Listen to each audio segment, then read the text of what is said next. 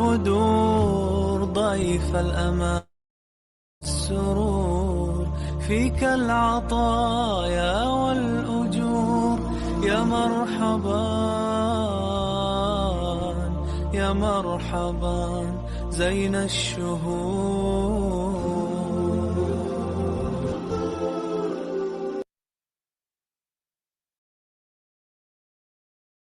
أعوذ بالله من الشيطان الرجيم. بسم الله الرحمن الرحيم. الحمد لله رب العالمين الرحمن الرحيم مالك يوم الدين إياك نعبد وإياك نستعين اهدنا الصراط المستقيم صراط الذين أنعمت عليهم غير المغضوب عليهم ولا الضالين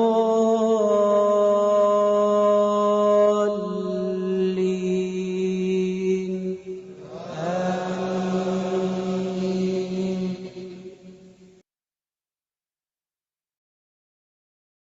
السلام علیکم ورحمۃ اللہ وبرکاتہ. کیا حال ہے سب کا؟ الحمدللہ. انشاءاللہ سے آج کی کلاس کا آغاز کرتے ہیں اپنی نیتوں کو خالص کرتے ہوئے اللہ سبحانہ و تعالیٰ کی حمد کے ساتھ. نحمد و نصلی علی رسولہ الکریم اما بعد فاعوذ باللہ من الشیطان الرجیم بسم اللہ الرحمن الرحیم رب اشرح لی صدری ویسر لی امری واحلل عقدۃ من لسانی یفقهوا قولی رب زدنی علما اللهم انی اسألک علما نافعا وعملا متقبلا ورزقا طیبا. اللہ الحمد للہ عدد ما خلق والحمد للہ ملء ما خلق والحمد للہ عدد ما فی السماوات والارض والحمد للہ ملء ما فی السماوات والارض والحمد للہ عدد ما احصى کتابه والحمد للہ ملء ما احصى کتابه والحمد للہ عدد كل شيء والحمد للہ ملء كل شيء. اللهم اجعل عملي كله صالحا واجعله لوجهك خالصا ولا تجعل لأحد فيه شيئا. آمین آمین.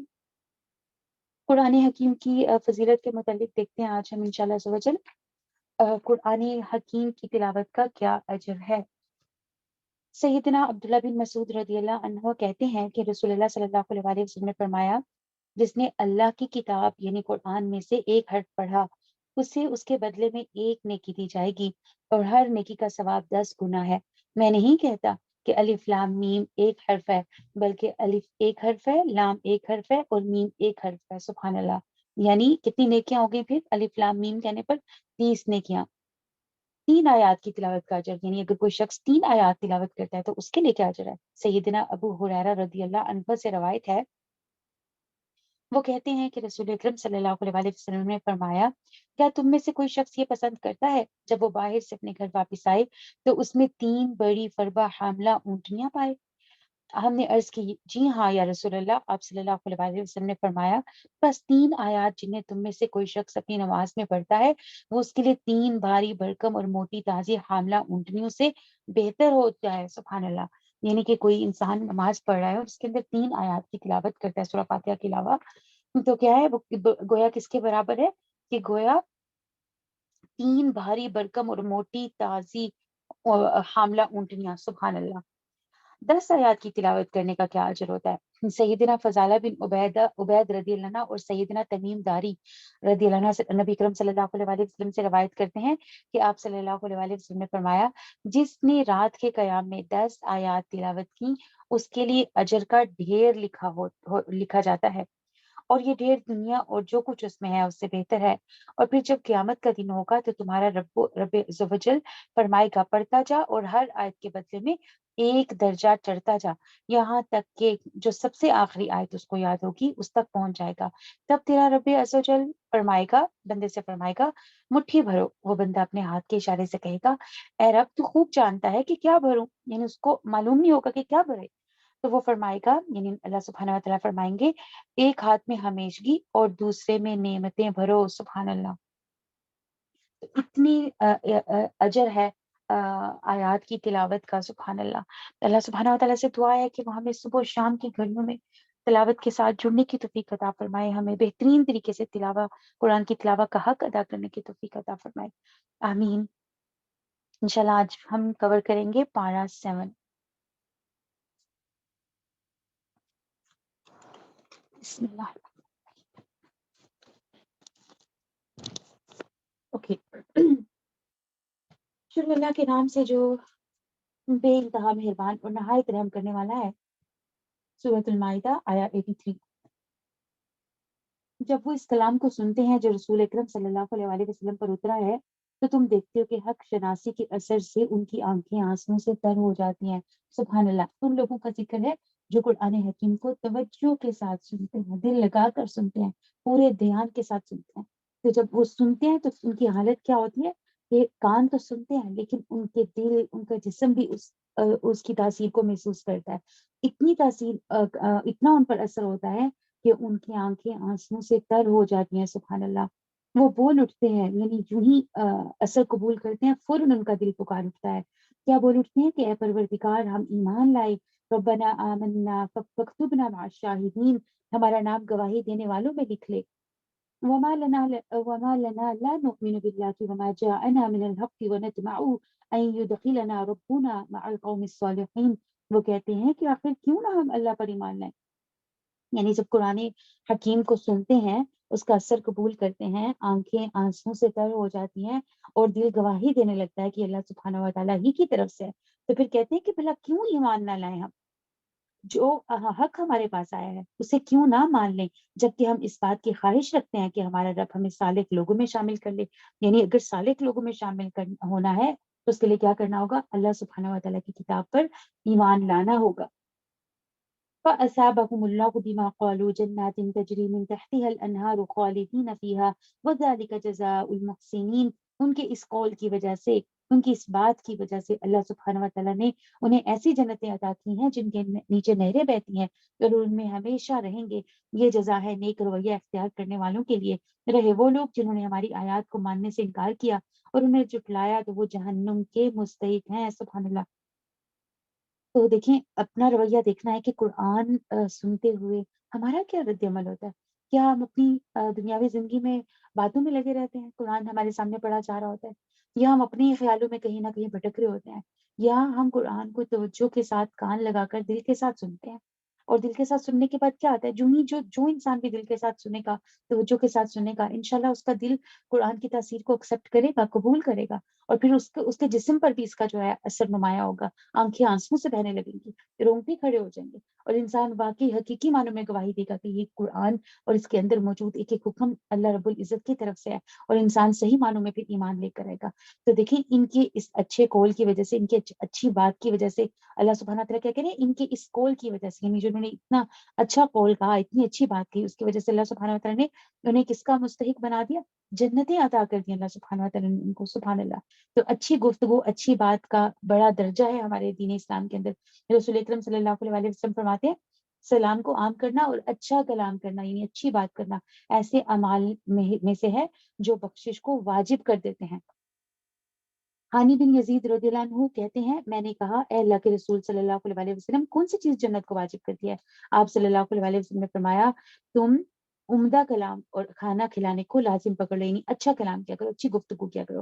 اور کچھ اور حدیث میں ملتا ہے کہ انسان کو کیا چاہیے؟ اچھی بات کرے، اگر نہیں کرنی، یعنی اچھی بات نہیں کرنی ہے تو کیا کرے؟ خاموش رہے۔ سبحان اللہ۔ وَنَطْمَعُ أَن يُدْخِلَنَا رَبُّنَا مَعَ الْقَوْمِ الصَّالِحِينَ، اور ساتھ کیا کہتے ہیں کہ اے اللہ، ہمیں صالح قوم میں شامل کر لے، یعنی نیکوکار لوگوں کے اندر ہمیں شامل کر لے۔ یا ایھا الذین آمنوا لا تحرموا طیبات ما احل اللہ لکم ولا تعتدوا، اے لوگوں جو ایمان لائے ہو، جو پاک چیزیں اللہ سبحانہ و تعالیٰ نے تمہارے لیے حلال کی ہیں انہیں حرام نہ کر لو اور حد سے تجاوز نہ کرو، اللہ کو زیادتی کرنے والے سخت ناپسند ہے۔ جو کچھ حلال اور طیب رزق اللہ نے تمہیں دیا ہے اسے کھاؤ پیو اور اس اللہ کی نافرمانی سے بچتے رہو جس پر تم ایمان لائے ہو۔ واتقوا اللہ، اور اللہ ہی سے ڈرو، الذی انتم بہ مؤمنون، اس اللہ کی نافرمانی سے بچتے رہو جس پر تم ایمان رکھتے ہو۔ لا يؤاخذكم الله باللغو في أيمانكم ولكن يؤاخذكم بما عقدتم الأيمان. تم لوگ جو لفظ قسمیں کھا لیتے ہو ان پر اللہ گرفت نہیں کرتا، یعنی زبان کی جو عادت پڑی ہوئی ہے قسم سے کہنے کی، ایسے ہی بے سوچے سمجھے قسمیں کھاتے ہو، ان پر اللہ سبحانہ و تعالیٰ پکڑ نہیں کریں گے، مگر جو قسمیں تم جان بوجھ کر کھاتے ہو ان پر وہ ضرور تم سے مواخذہ کرے گا. یعنی قسم کھانی ہے تو سوچ سمجھ کر کھانی ہے، لیکن جو سوچ سمجھ کر قسم کھائی گئی ہوگی اس پر اللہ سبحانہ و تعالیٰ کی پکڑ بھی ہوگی. کفارہ یعنی، اور اگر تم یعنی اس قسم کو توڑ لیتے ہو، ایسی قسم کو توڑنے کا پھر کفارہ کیا ہوگا؟ کفارہ یہ ہے کہ 10 مسکینوں کو وہ اس درجے کا کھانا کھلاؤ. یعنی اس درجے کا کون سا کھانا؟ جو تم اپنے بال بچوں کو کھلاتے ہو، اپنے گھر میں جو کھانا کھاتے ہو، پھر اب تمہیں کیا کرنا ہوگا؟ 10 مسکینوں کو وہ کھانا کھلاؤ یا انہیں کپڑے پہناؤ. یعنی پہلے کیا کرنا ہوگا؟ انہیں کھانا کھلانا ہوگا. اگر کھانا کھلانے کی استطاعت نہیں تو کیا کرو؟ کپڑے پہناؤ. اگر وہ بھی نہیں کر سکتے تو ایک غلام کو آزاد کرو. اور جو اس کی استطاعت نہ رکھتا ہو، یعنی جو یہ تینوں کام نہ کر سکے، یعنی نہ کھانا کھلا سکے، نہ کپڑے پہنا سکے، نہ غلام آزاد کر سکے، تو اسے کیا کرنا ہوگا؟ 3 دن کے روزے رکھنے ہوں گے. یہ تمہاری قسموں کا کفارہ ہے. جبکہ تم قسم کھا کے توڑ دو، اپنی قسموں کی حفاظت کیا کرو. کیوں قسموں کا کفارہ رکھا؟ تاکہ انسان یعنی یوں ہی نہ کرتا رہے کہ ہر چھوٹی بات پر سوچ سمجھ کے قسم کھا لے اور پھر اس قسم کو توڑتا رہے. جس سے کیا ہوتا ہے کہ قسمیں توڑنے سے کیا ہوتا ہے، انسان جو ہے اس کی بات کا اعتبار نہیں کرتا نا، پھر کل کو کوئی اس کی بات سے اعتبار ختم ہو جاتا ہے، تعلقات خراب ہوتے ہیں. تو ہمارا ہی اس کے اندر فائدہ ہے کہ ہم بے وجہ جو ہے وہ قسمیں نہ کھاتے پھریں. تو اللہ سبحانہ نے کفارہ لگا کر کیا کر دیا؟ اس چیز کو اہم بنا دیا ہمارے لیے کہ ہم اس کو اتنا ہلکا نہ لیں. قسم کی کوئی اہمیت ہے، قسم انسان کی زبان کی کوئی وقت ہے، ویلیو ہے. ایسے ہی ہر بات پر قسم نہ کھاتا رہے. تو اللہ سبحانہ تعالیٰ کہہ رہے ہیں اس طرح اللہ اپنے ایک کام تمہارے لیے واضح کرتا ہے، شاید کہ تم شکر ادا کرو. یا ایھا الذین آمنوا انما الخمر والمیسر والانصاب والازلام رجس من عمل الشیطان فاجتنبوه لعلکم تفلحون. اے لوگوں جو ایمان لائے ہو، یہ شراب اور یہ جوا اور یہ آستانے اور پانسے، یہ سب گندے شیطانی کام ہے، ان سے پرہیز کرو، امید ہے کہ تمہیں فلاح نصیب ہوگی. سبحان اللہ. تو دیکھیں لوگ کہتے ہیں کہ کہاں لکھا ہے کہ شراب جو ہے حرام ہے؟ تو اللہ سبحانہ وتعالی نے اتنے سخت الفاظ میں اس کی حرمت واضح کی، اس کو یعنی اتنے سخت الفاظ اس کے لیے استعمال کیے گئے ہیں. تو اس سے اتنا تو یعنی حرام کے لیے بھی نہیں اللہ سبحانہ وتعالیٰ کہتے ہیں. آگے بھی ہم دیکھیں گے. تو کیا ہے کہ اللہ سبحانہ وتعالیٰ نے اس کو منع کیا ہے، اس سے ہمیں روکا ہے، اس کو گندگی کے کام کا ہے، شیطانی کام کا ہے اس کو. تو اس چیز کو جو ہے ہمیں اپنے معاشرے سے ختم کرنا چاہیے اس کو. بلکہ اب کیا ہو رہا ہے؟ فروغ ہو رہی ہے اس کی. جہاں دیکھو جس محفل میں دیکھو، شراب تو ایک عام سی چیز سمجھنے لگتی ہے، ڈکے چھپے صحیح، لیکن کسی نہ کسی شکل میں جو ہے وہاں پر موجود ہوتی ہے. تو اللہ سبحانہ وتعالیٰ کیا کہہ رہے ہیں کہ اے لوگوں جو ایمان لائے ہو، شراب اور جوا اور یہ آستانے اور پانسے سب گندگی اور شیطانی کام ہے. ابن عباس رضی اللہ عنہ کہتے ہیں رسول اکرم صلی اللہ علیہ وسلم نے فرمایا، شراب سے بچو، یہ ہر برائی کی چابی ہے. یعنی ہر برائی جو ہے اس کا دروازہ کھلتا ہے شراب پینے سے. اور اللہ تعالیٰ کیا کہہ رہے ہیں؟ جوا کیا ہوتا ہے؟ یعنی بغیر محنت یا کوشش کے مفت کا پیسہ انسان ہتھیار یعنی لے لے. جیسے کھیلوں میں دیکھیں، راتوں رات کیا ہوتا ہے، پیسہ لگاتے ہیں، رکھتے ہیں پیسہ سارے مل کر، اور ایک بندہ جو وہ جیت کر لے جاتا ہے. تو راتوں رات جو ہے انسان امیر ہو جائے. تو اس قسم کے بغیر محنت کے کمائی کے پیسے کو اللہ سبحانہ وتعالیٰ پسند نہیں کرتے. یہ جوا بھی ہمارے دین اسلام میں منع ہے، حرام ہو گیا. والانصاب، اور بت اور آستانے یعنی غیر اللہ کے نام پر دی گئی نظر و نیاز، یہ بھی حرام ہے. والازلام، اور تیر، یہ سب شیطانی کام ہے، ان سے اجتناب کرو کہ تم فلاح پا سکو. یعنی کامیاب ہونا چاہتے ہو تو ان کاموں سے دور رہو. انما یرید الشیطان، اب یعنی کہ شراب اور جوے وغیرہ یہ جو کام بتائے گئے ہیں ان کے نقصان کیا ہیں؟ انما یرید الشیطان ان یوقع بینکم العداوۃ والبغضاء فی الخمر والمیسر ویصدکم عن ذکر اللہ وعن الصلاۃ. شیطان تو یہ چاہتا ہے کہ، یعنی پہلے کہا نا کہ شیطانی کام ہے یہ سارے، اب بتا رہے ہیں کہ کیا چاہتا کیا ہے یہ شیطانی کام انسان ہم سے کروا کے.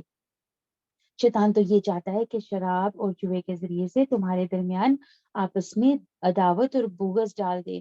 یعنی کیسے؟ یہ پھر ہر برائی کی چابی ہوئی نبی صلی اللہ علیہ وسلم کے حدیث کے مطابق کہ یہ شراب جو ہے ہر برائی کی چابی ہے. یعنی کیا ہوتا ہے دیکھیں، اگر غور کرے شراب پینے والے کو نہ اپنا ہوش رہتا ہے، کسی چیز کا ہوش نہیں رہتا نا، تو اس کے تعلقات لوگوں کے ساتھ کتنے خراب ہو جاتے ہیں، رشتہ داریاں خراب ہو جاتی ہیں. نہ وہ اپنی بیوی کی عزت کرتا ہے، نہ اپنی اولاد کی عزت کرتا ہے، اور نہ پھر بیوی بچے اس کی عزت کرتے ہیں. اور اوپر سے شراب کے اوپر جو ہے کتنا پیسہ وہ ضائع کرتا ہے.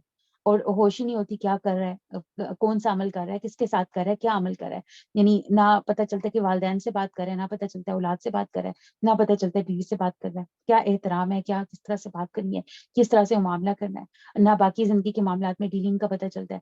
تو پھر انسان کو کہاں سے اٹھا کر جو ہے یہ یعنی اتنی یعنی جو برے قسم کے اخلاق ہیں یہ مومن کو زیب نہیں دیتے، تو کہاں سے اٹھا کر انسان کو کہاں پر جو ہے شراب لا کر پھینک دیتی ہے. سبحان اللہ. تو کیا ہے یہ سب کام جو ہیں، جیسے اب یہ شراب ہوئی، اس کے بعد جوئے کے کام دیکھیں.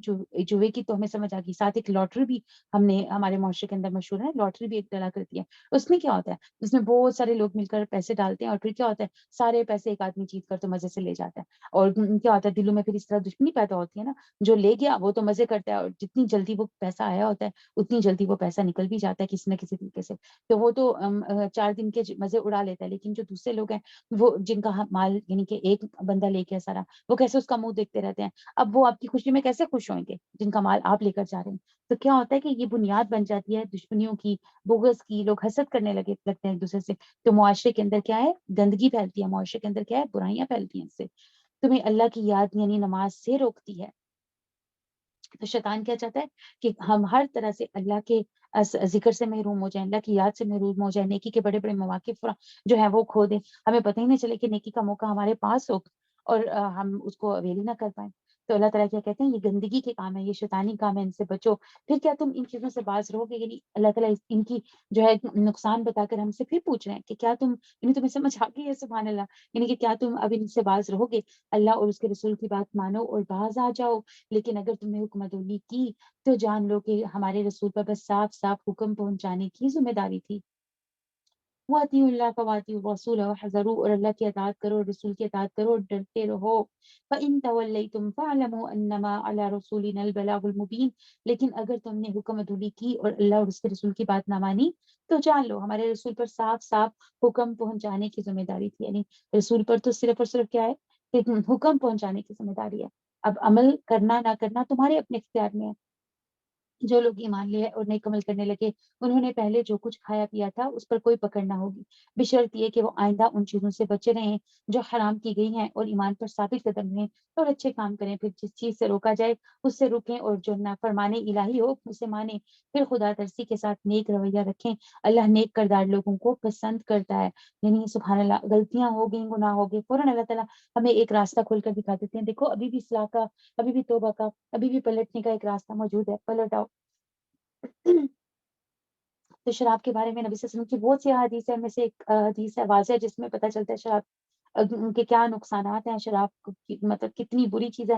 رسول اکرم صلی اللہ علیہ وسلم نے فرمایا جو شخص نشے کی وجہ سے ایک مرتبہ نماز چھوڑ دے، یعنی نشے میں پڑا ہوا ہے تو پتہ ہی نہیں کہ نماز کا وقت ہو گیا، تو جو شخص نشے کی وجہ سے ایک مرتبہ نماز چھوڑ دے تو اس کی مثال ایسے ہے کہ جیسے اس کے پاس دنیا اور اس کی ساری نعمتیں تھیں جو اسے چھین دی گئیں. اور جو شخص نشے کی وجہ سے 4 نمازیں چھوڑ دے تو اللہ عز و جل پر حق ہے کہ وہ اسے تین الخبال میں سے کچھ پلائے. کسی نے پوچھا یا رسول اللہ تین الخبال کیا ہے، کس چیز کا نام ہے؟ فرمایا اہل جہنم کا نچڑا ہوا خون اور پیٹ کا حب.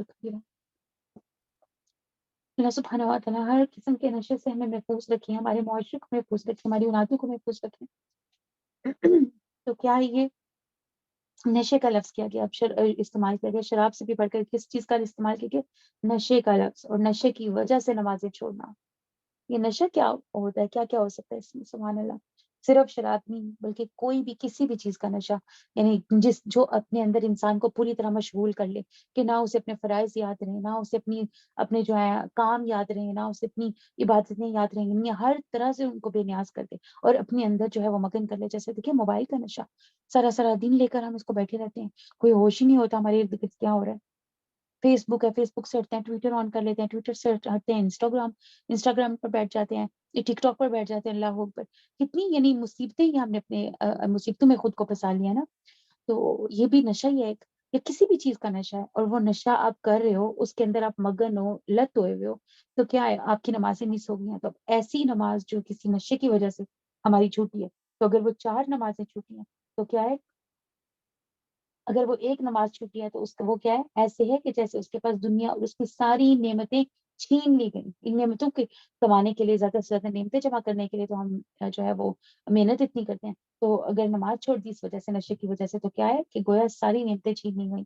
اور جو شخص نشے کی وجہ سے 4 نمازیں چھوڑتے تو اس کے لیے کیا ہے؟ اہل جہنم کا نچڑا ہوا خون اور پیپ. استغفر اللہ. تو کیا کرنا ہے؟ نمازوں کی طرف آنا ہے، اور جو چیزیں نشے والی ہیں ان سے دور رہنا ہے. چاہے یہ نشہ جو ہے کسی کھیل کا ہو، کسی گیم کا ہو، یا کسی ٹیکنالوجی کی چیز کا ہو، موبائل کا ہو، کسی بھی چیز کا نشہ جس کے اندر ہم پڑ گئے ہیں، اس سے ہمیں باہر آنا ہے. رسول صلی اللہ علیہ وسلم نے فرمایا، جس نے اپنے ساتھی سے کہا کہ آؤ جوا کھیلیں، تو اسے چاہیے کہ کچھ صدقہ کرے. یعنی ایک تو خود گناہ کر رہا ہے، اور دوسرا اپنے دوست کو بھی گناہ کی طرف جو ہے راغب کر رہا ہے. تو اسے کیا کرنا چاہیے؟ فوراً صدقہ خیرات کی طرف دوڑنا چاہیے. یا ایھا الذین آمنو، اے لوگوں جو ایمان لائے ہو، اللہ تمہیں اس شکار کے ذریعے آزمائش میں ڈالے گا جو بالکل تمہارے ہاتھوں اور نیزوں کی ضد میں ہوگا، یہ دیکھنے کے لیے کہ کون اس سے غائبانہ ڈرتا ہے. یعنی جو حالت حرام میں ہوتے ہیں لوگ، جو اللہ سبحانہ وتعالیٰ کے گھر میں گئے ہوتے ہیں، ان کے لیے کیا تھا؟ شکار کرنا حرام تھا، شکار کرنا منع تھا، انہیں اس سے رکنے کو کہا گیا تھا. جیسے دیکھیں ہفتے والوں کو والوں کی کیا آزمائش تھی؟ ہفتے کے دن ان کو مچھلیاں پکڑنے سے روکا گیا تھا. اسی طرح جو مسلمان حج وغیرہ کے لیے کیے ہوتے ہیں، ان کے لیے کیا ہے کہ وہ حج کے دوران جو ہے، وہ چاہے ان کے سامنے بھی، سبحان اللہ، حج کے دوران کیا ہے کہ انہیں شکار نہیں کرنا. اب عرب لوگ جو تھے، ہماری سینس میں تھوڑی یہ چیز اتنی بڑی نہیں ہے، لیکن جو عرب ہے ان کو شکار کا بہت شوق ہوتا تھا. یعنی شوقین ہوتے تھے وہ شکار کے. تو ان کے سامنے، یعنی حالت حرام میں جو ہے سامنے شکار آتا تھا. اتنی مطلب ان کی آزمائش تھی. تو اللہ تعالیٰ کیا کہہ رہے ہیں کہ یعنی شکار حالت حرام ہے، کیونکہ اللہ کی عبادت کے لیے خاص طور پر آئے ہیں نا. تو اس وقت جو ہے باقی یعنی اس قسم کی چیزیں تو نہیں ہونی چاہیے.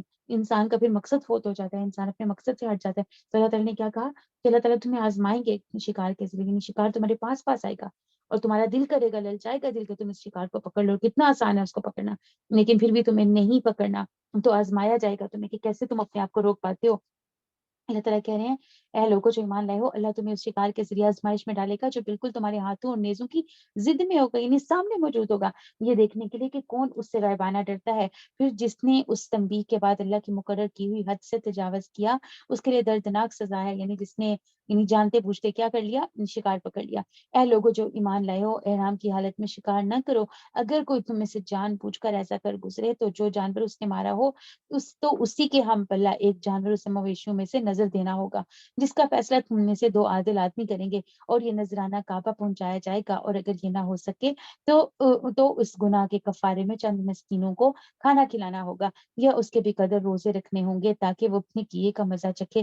پہلے جو کچھ ہو چکا اللہ نے اسے معاف کر دیا. یعنی اب سے پہلے جو ہو گیا اس پر اللہ سبحانہ وتعالیٰ کی طرف سے معافی ہے، لیکن آئندہ کبھی جان بوجھ کر یہ کام نہیں کرنا. لیکن اب اگر کسی نے اس جرات کا اس حرکت کا اعادہ کیا تو اللہ اس سے بدلہ لے گا. اللہ اس پر سب پر غالب ہے اور بدلہ لینے کی طاقت رکھتا ہے. تمہارے لیے سمندر کا شکار اور اس کا کھانا حلال کر دیا گیا. جہاں تم ٹھہرو وہاں بھی کھا سکتے ہو، اور قافلے کے لیے زیادہ راہ بھی بنا سکتے ہیں. یعنی اب ایک تو ہوتا ہے خشکی کا سفر کر کے حج پر جانا، ایک ہوتا ہے کئی لوگ سمندر کے ذریعے بھی جو ہیں وہ آتے تھے. تو کہا جا رہا ہے کہ اگر تم یعنی سمندر کا جو گوشت ہے وہ تم مچھلیاں پکڑ کر کھا سکتے ہو، اس کا شکار منع نہیں ہے، لیکن جو خشکی کا شکار ہے وہ منع ہے. تو وہ جو تم سمندر سے پکڑتے ہو وہ تم اس وقت بھی کھا سکتے ہو، اور ساتھ اپنے باقی سفر کے لیے ذات راہ بھی بنا سکتے ہو. البتہ خشکی کا شکار جب تک تم احرام کی حالت میں ہو تم پر حرام کیا گیا ہے. بس بچو اللہ کی اس نافرمانی سے جس کی پیشی میں تم سب کو گھیر کر حاضر کیا جائے گا. اللہ نے مکان محترم کعبہ کو لوگوں کے لیے اجتماعی زندگی کے قیام کا ذریعہ بنایا، اور ماہ حرام اور قربانی کے جانوروں اور قلادوں کو بھی اس کام کا معاون بنا دیا، تاکہ تمہیں معلوم ہو جائے کہ اللہ آسمانوں اور زمین کے سب حالات سے باخبر ہے، اسے ہر چیز کا علم ہے. خبردار ہو جاؤ، اللہ سزا دینے میں بہت سخت ہے، اور اس کے صدر درگزر کرنے والا اور رحم بھی کرنے والا ہے. سبحان اللہ. ساتھ ہی کیا ہے؟ سختی بھی بتا دی، اور ساتھ ہی کیا ہے کہ اللہ سبحانہ وتعالیٰ نے یہ بھی بتا دیا کہ درگزر کرنے والا بھی ہے، رحم کرنے والا بھی ہے وہ رب. سبحان اللہ. تو جو اللہ کے شاعر اللہ ہیں، یعنی شاعر اللہ کیا ہوتے ہیں؟ جن کو دیکھ کر اللہ سبحانہ و تعالیٰ یاد آ جائے، جن کو دیکھ کر یعنی ایسی سمبلس، ایسی چیزیں جن کو دیکھ کر دین اسلام کا ایک دم خیال ہے، یا جن کو دیکھ کر اللہ سبحانہ و تعالیٰ یاد آ جائے، جیسے قربانی کے جانور، جیسے حالت یعنی جیسے احرام، جیسے ہمارا خانہ کعبہ، یعنی وہ صفا مروہ، یعنی وہ تمام معاملات یا وہ تمام چیزیں جن کو دیکھ کر اللہ سبحانہ و تعالیٰ جو ہیں وہ ہمیں یاد آ جائیں، یا اللہ سبحانہ و تعالیٰ کی یاد ہے، یا اللہ کے دین اسلام کی یاد آ جائے، تو وہ شاعر اللہ ہوتے ہیں. تو ان کی کیا ہے؟ حرمت ہے، ان کی حرمت کو پامال نہیں کرنا چاہیے. اور ساتھ اللہ سبحانہ و تعالیٰ کیا کہہ رہے ہیں تمہیں معلوم ہو جائے کہ اللہ آسمان اور زمین کے سب حالات سے باخبر ہے. یعنی کہ اللہ سے کیسا ڈرنا ہے کہ اللہ کو بغیر دیکھے ڈرنا ہے. یعنی اللہ ہمارے ہم اللہ کو دیکھ نہیں پاتے کہ اللہ یہاں پر موجود ہے کہ نہیں. اکیلے میں جب ہوتے ہیں ہم اس وقت بھی کیا ہے اللہ سبحانہ و تعالیٰ سے بے دیکھے اللہ سبحانہ و تعالیٰ سے ڈرنا ہے کہ اللہ مجھے دیکھ رہا ہے، اس چیز کا ایمان رکھنا ہے. تو یہ بھی ایک بہت بڑی عبادت ہے. نبی صلی اللہ علیہ وسلم نے فرمایا تمہارا رب اس چرواہے سے خوش ہوتا ہے. یعنی ایک چرواہا ہے سبحان اللہ، پہاڑ کی چوٹی پر رہتا ہے، وہاں پر مطلب اپنی بکریوں کو چراتا ہے.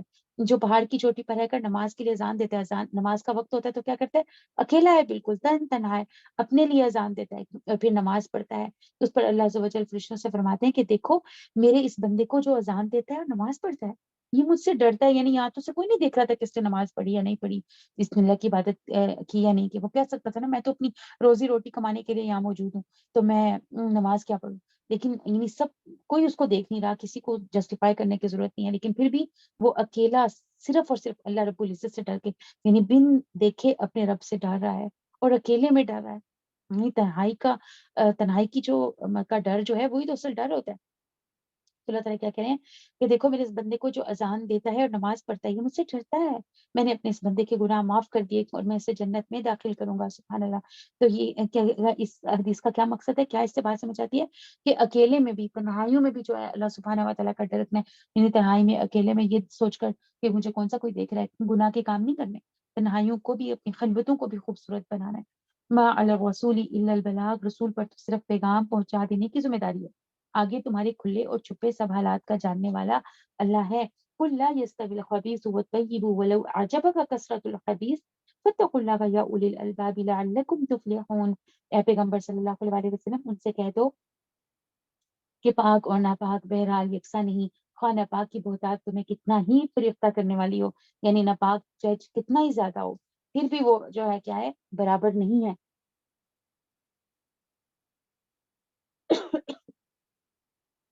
بس اے لوگوں جو عقل رکھتے ہو اللہ کی نافرمانی سے بچتے رہو، امید ہے کہ تمہیں فلاح نصیب ہوگی.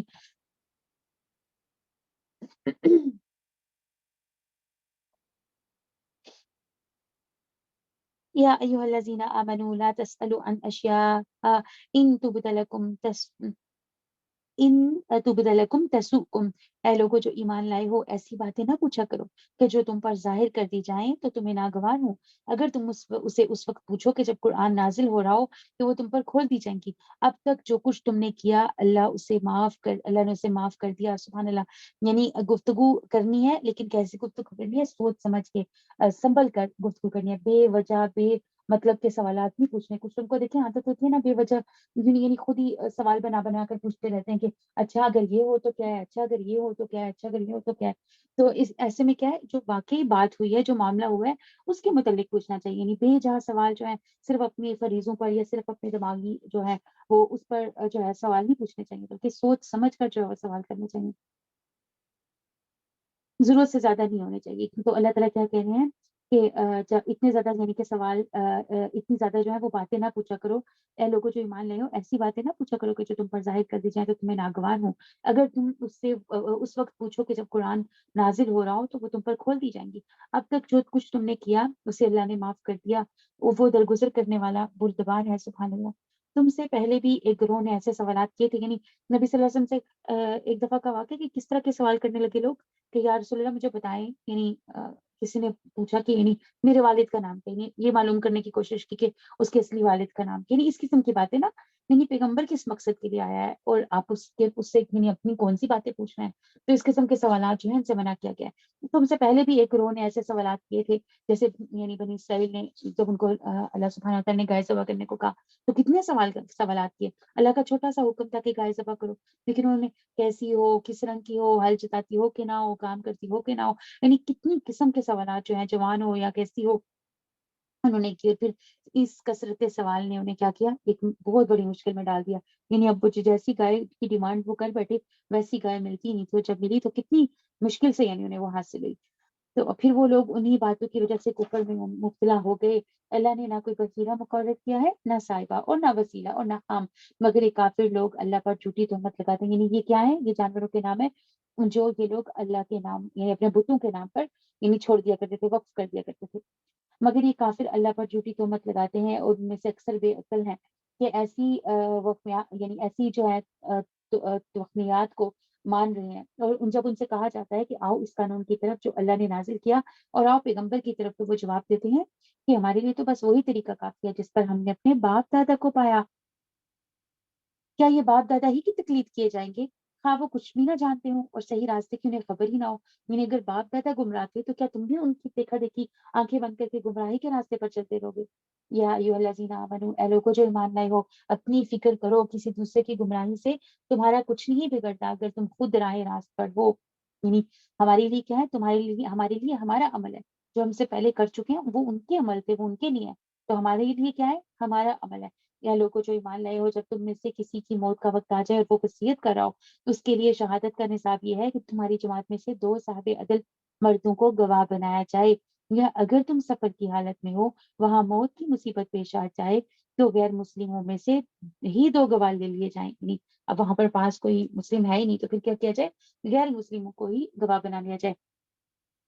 پھر اگر کوئی شک پڑ جائے تو نماز کے بعد دونوں گروہوں کو مسجد میں روک لیا جائے، یعنی جن کا مال دیا گیا تھا، جب وہ لا کر مال وارثوں کے حوالے کر دیں، اور وارث سمجھے کہ یہ کچھ معاملے میں گڑبڑ ہے، یعنی صحیح مال نہیں ہے، یا مال کو بدل دیا گیا ہے، یا کوئی بھی اس طرح کی بات، یا صحیح ڈویژن نہیں ہوئی ہے، تو تب کیا ہے، کیا کرنا چاہیے، مسجد میں دونوں گواہوں کو روک لینا چاہیے، یعنی دونوں لوگوں کو روک لینا چاہیے، گواہوں کو بھی اور جو وارثوں کا جن کا مال تھا ان کو بھی۔ اور وہ اللہ کی قسم کھا کرتے ہیں کہ ہم کسی ذاتی فائدے کے عوض شہادت بیچنے والے نہیں، اور خواہ کوئی ہمارا رشتہ دار ہی کیوں نہ ہو، ہم اس کی رعایت کرنے والے نہیں، ورنہ اللہ واسطے کی گواہی کو ہم چھپانے والے ہیں، اور اور نہ اللہ واسطے کی گواہی کو ہم چھپانے والے ہیں۔ اگر ہم نے ایسا کیا تو گناہ گاروں میں شمار ہوں گے، لیکن اگر پتہ چل جائے لیکن لیکن اگر پتہ چل جائے کیونکہ ان دونوں نے اپنے آپ کو گناہ میں مبتلا کیا ہے، تو ان کی جگہ 2 اور شخص مرد جو کہ بنسبت شہادت دینے کے اہل تر ہوں، ان لوگوں میں سے کھڑے ہوں جن کی حق تلفی ہوئی ہو، یعنی وارثوں کی طرف سے، کہ وہ اللہ تعالیٰ کی قسم کھا کر کہیں کہ ہماری شہادت ان کی شہادت سے زیادہ بڑھک ہے، اور ہم نے اپنی گواہی میں کوئی زیادتی نہیں کیا ہے، اگر ہم ایسا کریں تو ظالموں میں سے ہوں گے۔ اس طریقے سے زیادہ توقع کی جا سکتی ہے کہ لوگ ٹھیک ٹھیک شہادت دیں گے، یا کم از کم اس بات کا ہی خوف کریں گے کہ ان کی قسموں کے بعد سامنے والے کی قسموں سے کہیں ان کی قسموں کی تردید نہ ہو جائے۔ اللہ سے ڈرو اور سنو، اللہ نافرمانی کرنے والوں کو اپنی رہنمائی سے محروم کر دیتا ہے۔ سبحان اللہ۔ یعنی نافرمانی کریں گے تو کیا ہوگا، آگے راستے ہی نہیں نظر آئیں گے، راستے ہی اللہ سبحانہ وتعالیٰ یہ دکھانا بند کر دیں گے، رہنمائی نہیں کریں گے آئندہ کے لیے۔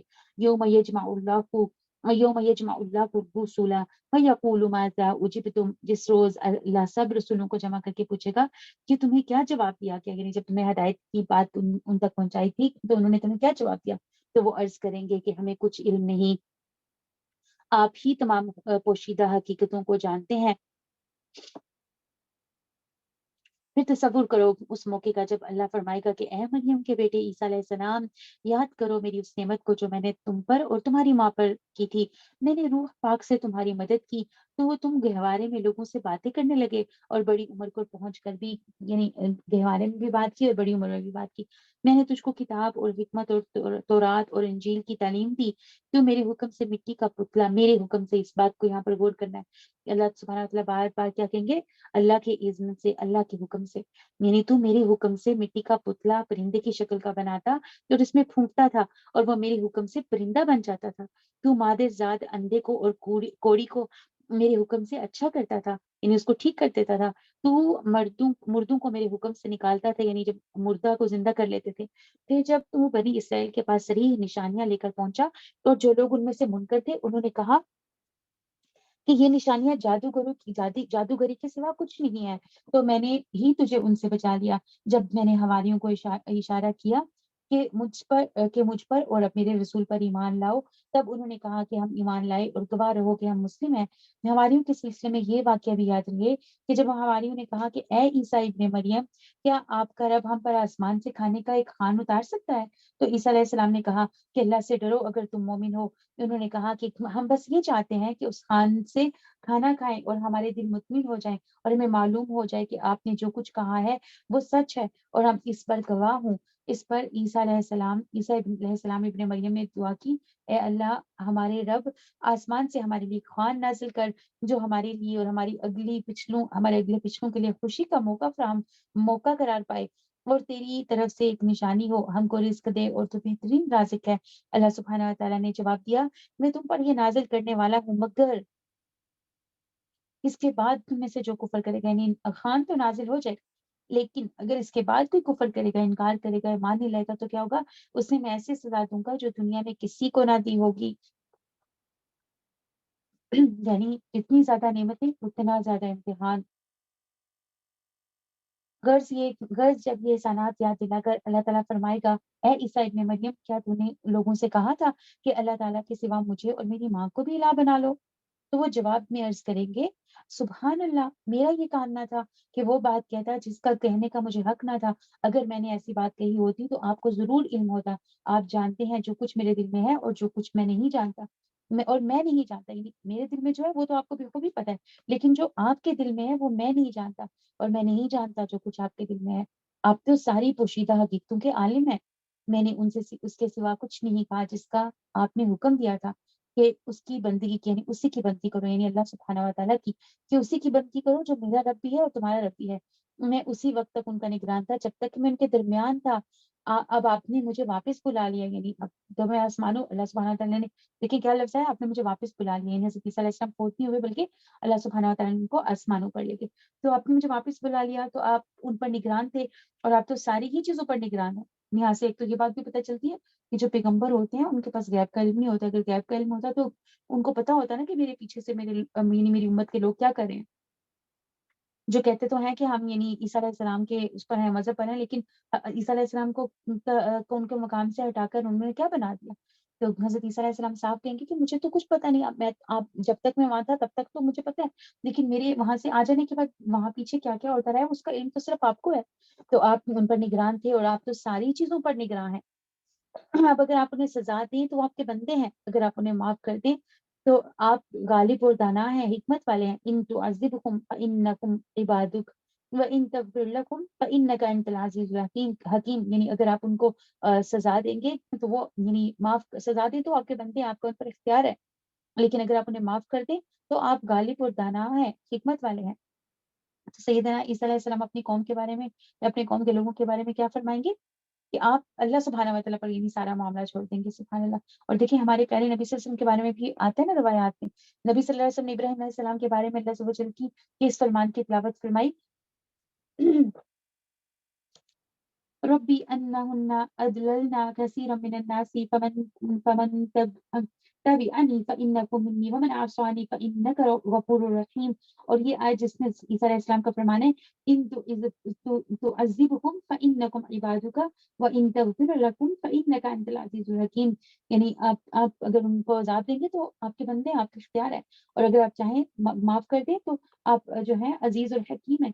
پھر آپ صلی اللہ علیہ وسلم نے اپنے ہاتھ اٹھائے فرمایا، اے اللہ میری امت میری امت میری امت، یعنی ان پیغمبروں نے تو اللہ پر معاملہ چھوڑ دیا، لیکن ہمارے پیارے نبی صلی اللہ علیہ وسلم نے ہمارے حق میں یعنی دعا فرمائی، کیا کہتے ہیں، اے اللہ میری امت میری امت میری امت، اور آپ رونے لگ گئے، یعنی کیا مطلب تھا اس کا؟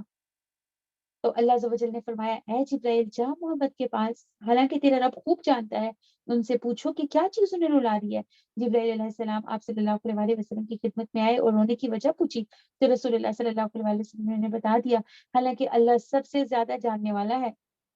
تو اللہ نے فرمایا، اے جبرائیل جا محمد کی طرف اور ان سے کہہ دو کہ ہم آپ کو آپ کی امت کے بارے میں ضرور راضی کر دیں گے، اور ہم آپ کو غمگین نہیں کریں گے، سبحان اللہ، یعنی اپنی امت کے حق میں دعا، اپنے امت کے حق میں دعا کی۔ کیا پتہ چلتا ہے اس سے کہ نبی اکرم صلی اللہ علیہ وسلم ہمارے کتنے خیر باتیں، کتنی تڑپ تھی ان کے دل میں ہمارے لیے، اور ہم کیا کر رہے ہیں اپنے نبی کے ساتھ؟ ہم نے نبی کی محبت کو کہاں تک محدود کر دیا؟ صرف چند نعتیہ اشعار تک، صرف جو ہے میلاد منانے تک، یعنی ہم نبی کا جو حق تھا کہ ہم نبی صلی اللہ علیہ وسلم کے مشن کی مدد کرتے، ہم نبی صلی اللہ علیہ وسلم کے مشن کا یعنی اس کو اسٹرانگ کرنے کی کوشش کرتے، جس پر ساری زندگی وہ لگے رہے، اس کا کام کرتے، دین کا کام کرتے، دین اسلام کو دنیا کے کونے کونے تک پہنچاتے، اور نبی صلی اللہ علیہ وسلم کی سنتوں پر عمل کرتے، نبی صلی اللہ علیہ وسلم کے طریقہ زندگی کو اپناتے۔ ہم نے کیا کیا؟ ہم نے وہ سب تو ایک سائڈ پہ رکھ دیا، لیکن ہم یہ سوچ ہمیں یہ لگتا ہے نا کہ جیسے جو جتنا اچھا بول لے گا نبی صلی اللہ علیہ وسلم کے بارے میں، اس کا مطلب ہے کہ وہ اتنی زیادہ محبت کرتا ہے. سبحان اللہ. نبی صلی اللہ علیہ وسلم کا نام ہمارے سامنے لیا جائے تو ہمیں گوارا نہیں ہوتا، یعنی دھیان ہی نہیں ہم دیتے کہ درود پڑھ رہے ہیں کہ نہیں پڑھ رہے ہیں، حالانکہ وہ ہمارے پر واجب کیا گیا. وہ ضروری ہے کہ جب یعنی نبی صلی اللہ علیہ وسلم کا نام لیا جائے تو ہم نبی صلی اللہ علیہ وسلم پر فوراً درود بھیجیں. تو وہ نہیں ہم کرتے، لیکن ہم کیا کرتے ہیں، کہاں پر ہمیں شیطان نے یعنی کدھر تک روک دیا نا، سبحان اللہ، کدھر الجھا دیا اس نے ہمیں. جو کرنے کا کام تھا وہ ہم بھول گئے. اپنے رب نبی کی تڑپ نہیں دیکھی ہم نے کہ وہ اتنا ہمارے لیے تڑپتے تھے. ہمیں بھی مطلب تڑپ ہونی چاہیے کہ ہمارے نبی کا جو مشن تھا، ہمارے نبی کی جو سنتے ہیں تو ان سے محبت ہونی چاہیے ہمیں، لیکن وہ نہیں ہم کرتے. جو نہیں کرنے کا کام وہ ہم کرتے ہیں. قال اللہ ھذا یوم ینفع الصادقین صدقہم. تب اللہ فرمائے گا یہ وہ دن ہے جس میں سچوں کو ان کی سچائی نفع دیتی ہے.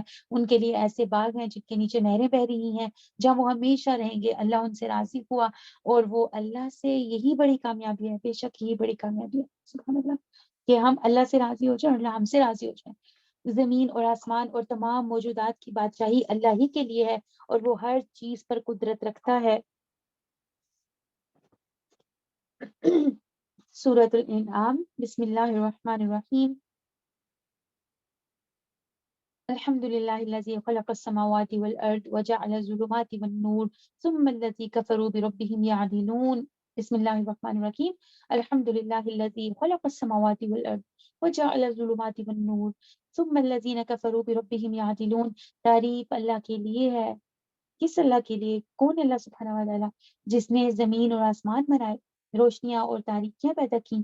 پھر بھی وہ لوگ جنہوں نے دعوت حق کو ماننے سے انکار کر دیا ہے، دوسروں کو اپنے رب کا ہمسر ٹھہرا رہے ہیں. وہی ہے جس نے تمہیں مٹی سے پیدا کیا، پھر تمہارے لیے زندگی کی ایک مدت مقرر کر دی، اور ایک دوسری مدت اور بھی ہے جو اس کے ہاتھ طے شدہ ہے، مگر تم لوگ ہو کہ شک میں پڑے ہوئے ہو. وہی ایک الہ ہے، وہی ایک الہ آسمانوں میں بھی ہے اور زمین میں بھی. تمہارے کھلے اور چھپے سب حال کو جانتا ہے، اور جو برائی اور بھلائی تم کماتے ہو اس سے بخوبی واقف ہے.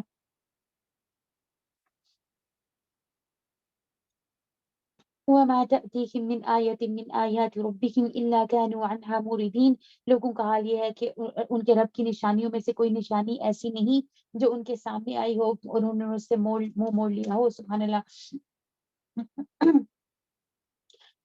سورہ انعام جو ہے، سبحان اللہ، اس میں بہت قیمتی قسم کے جو احکامات ہیں نا وہ آئیں گے انشاءاللہ عز و جل. اس صورت کے بارے میں کہا جاتا ہے کہ جب یہ صورت نازل ہوئی، یہ پوری کی پوری اکٹھی صورت نازل ہوئی ہے، یعنی ایک خطبے کی شکل میں نازل ہے. اس کی آیات الگ الگ موقعوں پر نازل نہیں ہوئی، یہ پوری صورت جو ہے اکٹھی نازل ہوئی ہے. اور اس صورت کو لے کر آتے وقت جو ہے 70,000 فرشتے سبحان اللہ زمین پر اترے تھے. 70,000 فرشتوں کا گروہ آیا تھا اس صورت کے ساتھ. سبحان اللہ. اب کیوں، یعنی کیا اتنا اہمیت ہے صورت کی نا؟ تو اس صورت میں آپ بار بار دیکھیں گے اس کا جو مرکزی مضمون ہے وہ کیا ہے؟ توحید ہے. یعنی بار بار توحید کے بارے میں بات ہوگی. اللہ سبحانہ و تعالیٰ نشانیاں بتائیں گے اور پھر اس کو ریلیٹ کریں گے کہ یعنی ایک اللہ کو کیوں نہیں مانتے ہو، ایک اللہ کو کیوں نہیں پہچانتے ہو. یعنی اللہ سبحانہ و تعالیٰ کی معرفت ہم صورت کے اندر دیکھیں گے. ہمیں اللہ سبحانہ و تعالیٰ کی معرفت حاصل ہوگی صحیح معنوں میں انشاءاللہ.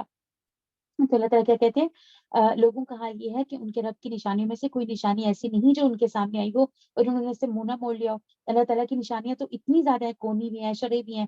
ہمارے ارد گرد جو ہے ماحول میں کتنی نشانیاں ہیں، آسمان و زمینوں ارد گرد دیکھیں کتنی نشانیاں بکھری پڑی ہیں. ہمارے اپنی ذات میں کتنی نشانیاں ہیں، اور قرآن کی آیات میں کتنی نشانیاں ہیں. قرآن کی آیات بھی تو اللہ کی نشانیاں ہیں نا. تو سبحان اللہ اتنی نشانیاں، لیکن اللہ تعالیٰ کہتے ہیں کہ لوگوں کا کیا حال ہوتا ہے کہ جب بھی کوئی نشانی آتی ہے تو آگے سے کیا کرتے ہیں، منہ موڑ لیتے ہیں. چنانچہ اب جو حق ان کے پاس آیا تو اسے بھی انہوں نے جھٹلا دیا. اچھا، جس چیز کا وہ اب تک مذاق اڑاتے رہے ہیں، عنقریب اس کے متعلق کچھ خبریں انہیں پہنچیں گی. کیا انہوں نے دیکھا نہیں کہ ان سے پہلے کتنی ہی ایسی قوموں کو ہم ہلاک کر چکے ہیں جن کا اپنے زمانے میں دور دورہ رہا ہے. انہیں ہم نے زمین میں وہ اقتدار بخشا تھا جو تمہیں نہیں بخشا.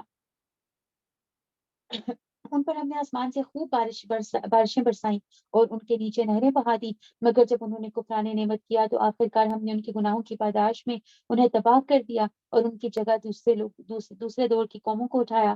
وَلَوْ نَزَّلْنَا عَلَيْكَ كِتَابًا فِي قِرْطَاسٍ فَلَمَسُوهُ بِأَيْدِيهِمْ لَقَالَ الَّذِينَ كَفَرُوا إِنْ هَذَا إِلَّا سِحْرٌ مُبِينٌ. اے پیغمبر صلی اللہ علیہ وسلم، اگر ہم تمہارے اوپر کاغذ میں لکھی ہوئی کوئی کتاب اتار دیتے یعنی جیسے یہ چیزیں مانگ رہے ہیں کہ لکھی ہوئی کتاب کیوں نہیں آئی ہے، یعنی یہ کیا کہ مطلب وہی آتی ہے اور ہمیں بتایا جاتا ہے ہمیں لکھی ہوئی کتاب مطلب کیوں نہیں پیش کی جاتی نا. تو اللہ سبحانہ و تعالیٰ اس اعتراض کا کیا جواب دے رہے ہیں کہ اے پیغمبر اگر ہم تمہارے اوپر کاغذ میں لکھی ہوئی کتاب اتار دیتے اور لوگ اسے اپنے ہاتھوں سے چھو کر بھی دیکھ لیتے، تب بھی جنہوں نے حق کا انکار کیا ہے وہ یہی کہتے کہ یہ کھلم کھلا جادو ہے. کہتے ہیں اس نبی پر کوئی فرشتہ کیوں نہ اتارا گیا، اگر کہیں ہم نے فرشتہ اتار دیا ہوتا تو اب تک کبھی کا فیصلہ ہو چکا ہوتا. یعنی فرشتہ تو تب آتا ہے نا جب کام مکمل ختم کرنا ہو. تو اللہ تعالیٰ کہہ رہے ہیں اگر کہیں ہم نے فرشتہ اتار دیا ہوتا تو اب تک کب کا فیصلہ ہو چکا ہوتا، پھر انہیں کوئی مہلت نہ دی جاتی. اور اگر ہم فرشتے کو اتارتے تب بھی اسے انسانی شکل میں ہی اتارتے اور اسی طرح انہیں اسی شبے میں مبتلا کر دیتے جس میں یہ اب مبتلا ہے. اے محمد صلی اللہ علیہ وسلم تم سے پہلے بھی بہت سے رسولوں کا مذاق اڑایا جا چکا ہے، مگر ان مذاق اڑانے والوں پر آخر کار وہی حقیقت مسلط ہو کر رہی جس کا وہ مذاق اڑاتے تھے. ان سے کہو ذرا زمین میں چل پھر کر دیکھو جھٹلانے والوں کا انجام کیا ہوا. ان سے پوچھو آسمانوں اور زمین میں جو کچھ ہے وہ کس کا ہے، کہو سب کچھ اللہ سبحانہ و تعالیٰ کا ہے. سبحان اللہ، کس طرح اللہ سبحانہ و تعالیٰ اپنی معرفت کرا رہے ہیں، اپنی پہچان کرا رہے ہیں، توحید کی طرف ہمیں لے کر آ رہے ہیں. تو معرفت حاصل کرنا اپنے رب کی بہت ضروری ہے. پیچھے بھی آیات میں نے پڑھا نا، انہوں نے قدر نہیں کی اللہ سبحانہ و تعالیٰ کی جیسی قدر کرنے کا حق ہے. تو اللہ کی قدر کون کر سکتا ہے؟ اسی کو اللہ کی صحیح معنوں میں قدر ہوتی ہے جو اللہ کی معرفت جس کو حاصل ہو جاتی ہے، جو اللہ کو پہچان لیتا ہے، جو اللہ کو جان لیتا ہے. سبحان اللہ. تو ان آیات سے جو ہے ہم اللہ سبحانہ و تعالیٰ کی ہمیں معرفت حاصل کرنے کی کوشش کرنی چاہیے، کیونکہ جتنا ہم اللہ کو پہچانیں گے، جتنی زیادہ اللہ کی معرفت حاصل ہوگی، اتنا زیادہ کیا ہے ہمارا ایمان درست ہوگا، اتنا زیادہ عمل درست ہوتا جائے گا انشاءاللہ تعالیٰ. جب عمل درست ہوگا تو کیا ہوگا، اور زیادہ ایمان بڑھے گا، اور زیادہ نیکیوں کی توفیق انشاءاللہ تعالیٰ ملے گی، اور زیادہ نیکیوں کو انسان پسند کرے گا اور اپنے رب کو راضی کر لے گا. اس نے اپنے اوپر رحم و کرم کا شیوا لازم کر لیا ہے، یعنی اللہ سبحانہ و تعالیٰ نے رحمت کو اپنے اوپر لازم کر لیا ہے. قیامت کے روز وہ تم سب کو جمع کرے گا، ضرور جمع کرے گا. یہ بالکل ایک غیر مشتبہ حقیقت ہے، مگر جن لوگوں نے اپنے آپ کو خود تباہی کے خطرے میں مبتلا کر دیا ہے وہ اسے نہیں مانتے. رات کے اندھیرے اور دن کے اجالے میں جو کچھ ٹھہرا ہوا ہے سب اللہ سبحانہ و تعالیٰ کا ہے اور وہ سب کچھ سنتا اور جانتا ہے. رات کے اندھیرے اور دن کے اجالے میں جو کچھ بھی ٹھہرا ہوا ہے سب اللہ سبحانہ و تعالیٰ کا ہے. سبحان اللہ. یعنی رات کے اندھیرے میں دیکھیں اندھیرا ہوتا ہے تو کتنی ایسے بھی مطلب جاندار ہوتے ہیں، چھوٹے چھوٹے کیڑے مکوڑے، چھوٹی چھوٹی چیزیں جن کو ہماری آنکھیں اس ٹائم دیکھ بھی نہیں پاتی اور وہ ہمارے ارد گرد موجود ہوتے ہیں. دیکھیں ایک چھوٹا سا مچھر، لائٹ آف کر کے سوئیں اگر مچھر ہے ایک جگہ پر تو کس ٹائم آ کر کاٹ جاتے ہیں پتہ ہی نہیں چلتا، اور آپ اس کا پیچھا بھی کرنے کی کوشش کرو، مطلب مارنے کی بھی کوشش کرو تو ملتا ہی نہیں ہے، اتنی تیزی سے اٹھ جاتا ہے. سبحان اللہ. تو کتنی چیزیں ہیں جو ہماری آنکھوں سے ہو جائیں، یعنی ہم ان کو سمجھ بھی نہیں پاتے، احاطہ بھی نہیں کر سکتے، دیکھ بھی نہیں سکتے. وہ اللہ سبحانہ و تعالیٰ کی نظر میں ہے. اللہ سبحانہ و تعالیٰ ان سب کو جانتے ہیں، دیکھتے ہیں، سنتے ہیں. وہ سب کچھ جو سنتا اور جانتا ہے. کہو اللہ کو چھوڑ کر کیا میں کسی اور کو اپنا سرپرست بنا لوں، اس اللہ تعالیٰ کو چھوڑ کر جو زمین اور آسمان کا خالق ہے اور جو روزی دیتا ہے، روزی لیتا نہیں ہے، سب کو کھلا رہا ہے، خود نہیں کھاتا، اس کو ضرورت ہی نہیں.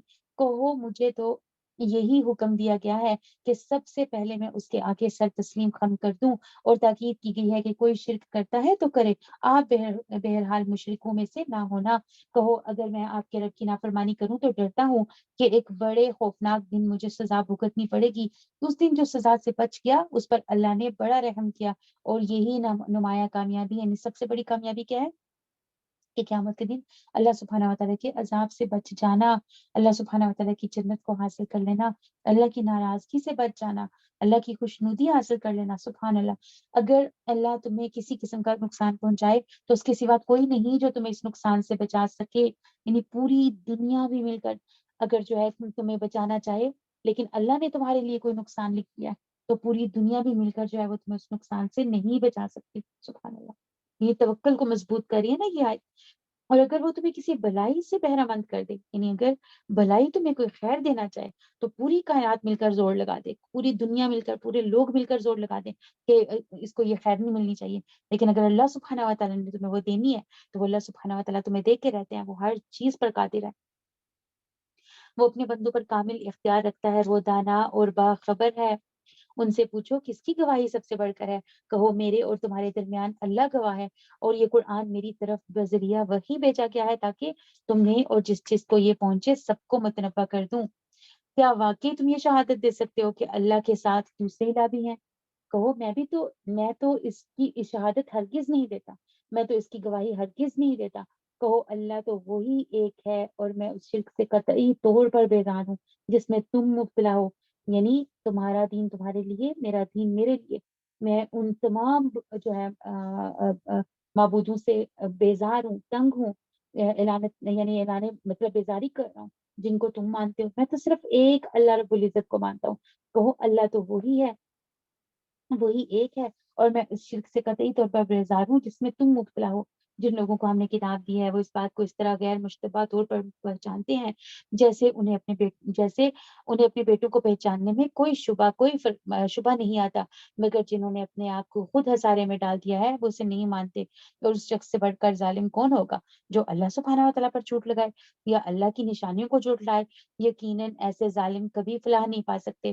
جس روز ہم ان سب کو اکٹھا کریں گے اور مشرکوں سے پوچھیں گے کہ اب وہ تمہارے ٹھہرائے ہوئے شریک کہاں ہیں جنہیں تم اپنا الہ سمجھتے تھے، تو وہ اس کے سوا کوئی فتنہ نہ اٹھا سکیں گے۔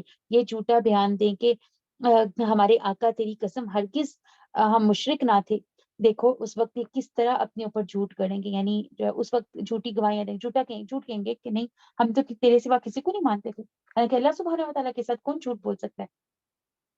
دیکھو اس وقت یہ کس طرح اپنے اوپر جھوٹ گڑیں گے اور وہاں ان کے سارے بناوٹی معبود گم ہو جائیں گے۔ ان میں سے بعض لوگ ایسے ہیں جو کان لگا کر تمہاری باتیں سنتے ہیں، مگر حال یہ ہے کہ ہم نے ان کے دلوں پر پردے ڈال رکھے ہیں کہ جن کی وجہ سے وہ اس کو کچھ نہیں سمجھتے، اور ان کے کانوں میں گرانی ڈال دی گئی ہے کہ سب کچھ سننے پر بھی کچھ نہیں سنتے۔ اللہ اکبر کبیرہ۔ وہ خواہ کوئی نشانی دیکھ لیں تو کوئی نشانی دیکھ لیں اس پر ایمان لا کر نہ دیں گے۔ حد یہ ہے کہ جب وہ تمہارے پاس آ کر تم سے جھگڑتے ہیں تو ان میں سے جن لوگوں نے انکار کا فیصلہ کر لیا ہے وہ ساری باتیں سننے کے بعد یہی کہتے ہیں کہ یہ ایک داستان پارینہ کے سوا کچھ نہیں۔ وہ اس امر حق کو قبول کرنے سے لوگوں کو روکتے ہیں اور خود بھی اس سے دور بھاگتے ہیں۔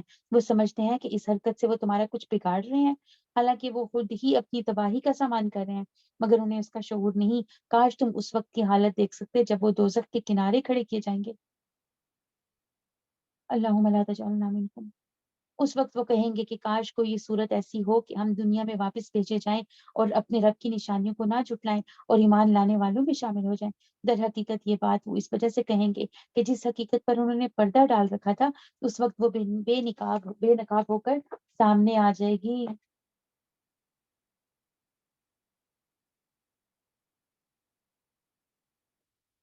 ورنہ اگر انہیں سابق زندگی کی طرف واپس بھیجا جائے تو پھر وہی سب کچھ کریں گے جس سے انہیں منع کیا گیا تھا۔ وہ تو ہیں ہی جھوٹے، اس لیے اپنی اس خواہش کے اظہار میں بھی جھوٹ ہی سے کام لیں گے۔ آج یہ لوگ کہتے ہیں کہ زندگی جو کچھ بھی ہے بس یہی دنیا کی زندگی ہے اور ہم مرنے کے بعد ہرگز نہ دوبارہ اٹھائے جائیں گے۔ تو یہ کیا ہے؟ عقیدہ توحید پہلے بات ہوئی ہے، اب عقیدہ آخرت۔ عقیدہ توحید پر ایمان رکھنا ہے لیکن ساتھ ساتھ ہمیں عقیدہ آخرت پر بھی ایمان رکھنا ہے۔ تو عقیدہ آخرت کیا ہے؟ کہ قیامت کا دن جو ہے وہ برحق ہے، اللہ سبحانہ و تعالیٰ نے ہم سب کو دوبارہ زندہ کرنا ہے اور ہم سب کو اپنے سامنے یعنی پیش کرنا ہے، اور ہمارے اس ٹائم جو ہے جزا اور سزا ہمارے اعمال کے مطابق جو ہے اللہ سبحانہ و تعالیٰ ہمارا حساب لیں گے۔ کاش تم وہ منظر دیکھ سکو جب یہ اپنے رب کے سامنے کھڑے کیے جائیں گے۔ اس وقت ان کا رب ان سے پوچھے گا کیا یہ حقیقت نہیں؟ یہ کہیں گے کہ ہاں اے ہمارے رب یہ حقیقت ہی ہے۔ وہ فرمائے گا اچھا تو اب اپنی انکار حقیقت کی پاداش میں عذاب کا مزہ چکھو۔ قد خسر الذین کذبوا بلقاء اللہ۔ کون نقصان میں پڑ گئے؟ نقصان میں پڑ گئے وہ لوگ جنہوں نے اللہ سے اپنی ملاقات کی اطلاع کو جھوٹا قرار دیا۔ حتی اذا جاءتهم الساعة بغتة قالوا یا حسرتنا على ما فرطنا فيها وهم يحملون اوزارهم على ظهورهم الا ساء ما يزرون۔ نقصان میں پڑ گئے وہ لوگ جنہوں نے اللہ سے اپنی ملاقات کی اطلاع کو جھوٹ قرار دیا۔ سبحان اللہ۔ جب اچانک وہ گھڑی آ جائے گی تو یہی لوگ کہیں گے افسوس ہم سے اس معاملے میں کیسی کوتاہی سرزد ہوگی، اور ان کا حال یہ ہوگا کہ اپنی پیٹھوں پر اور پر گناہوں کا بوجھ لاتے ہوئے ہوں گے۔ دیکھو کیسا برا بوجھ ہے جو یہ اٹھا رہے ہوں گے۔ استغفر اللہ۔ دیکھو کیسا برا بوجھ ہے جو یہ اٹھا رہے ہوں گے۔ وَمَا الْحَيَاةُ الدُّنْيَا إِلَّا لَعِبٌ وَلَهْوٌ وَلَلدَّارُ الْآخِرَةُ خَيْرٌ لِلَّذِينَ يَتَّقُونَ أَفَلَا تَعْقِلُونَ۔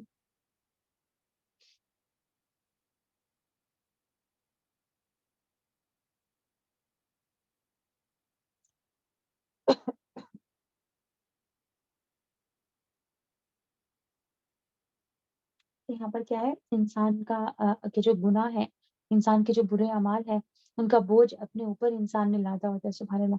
और कहा जाता है कि जो गुनाहों का बोझ होता है ना, ये मतलब इतना हम पर गालिब आ जाता है, सुभान अल्लाह, कि अल्लाह सुब्हानहू व तआला की जो किताब है, ये समझ नहीं आती। तो फिर अगर हमें अल्लाह की किताब समझ नहीं आती, आयतों पे आयतें हम पढ़ते जा रहे होते हैं, सुनते जा रहे होते हैं, ना उनकी हमें गहराई समझ आ रही होती है, ना उनका मकसद समझ आ रहा होता है, मतलब समझ आ रहा होता है, और ना ही वो हमारे दिल के अंदर उतर रहा होता है। क्या वजह होती है ना?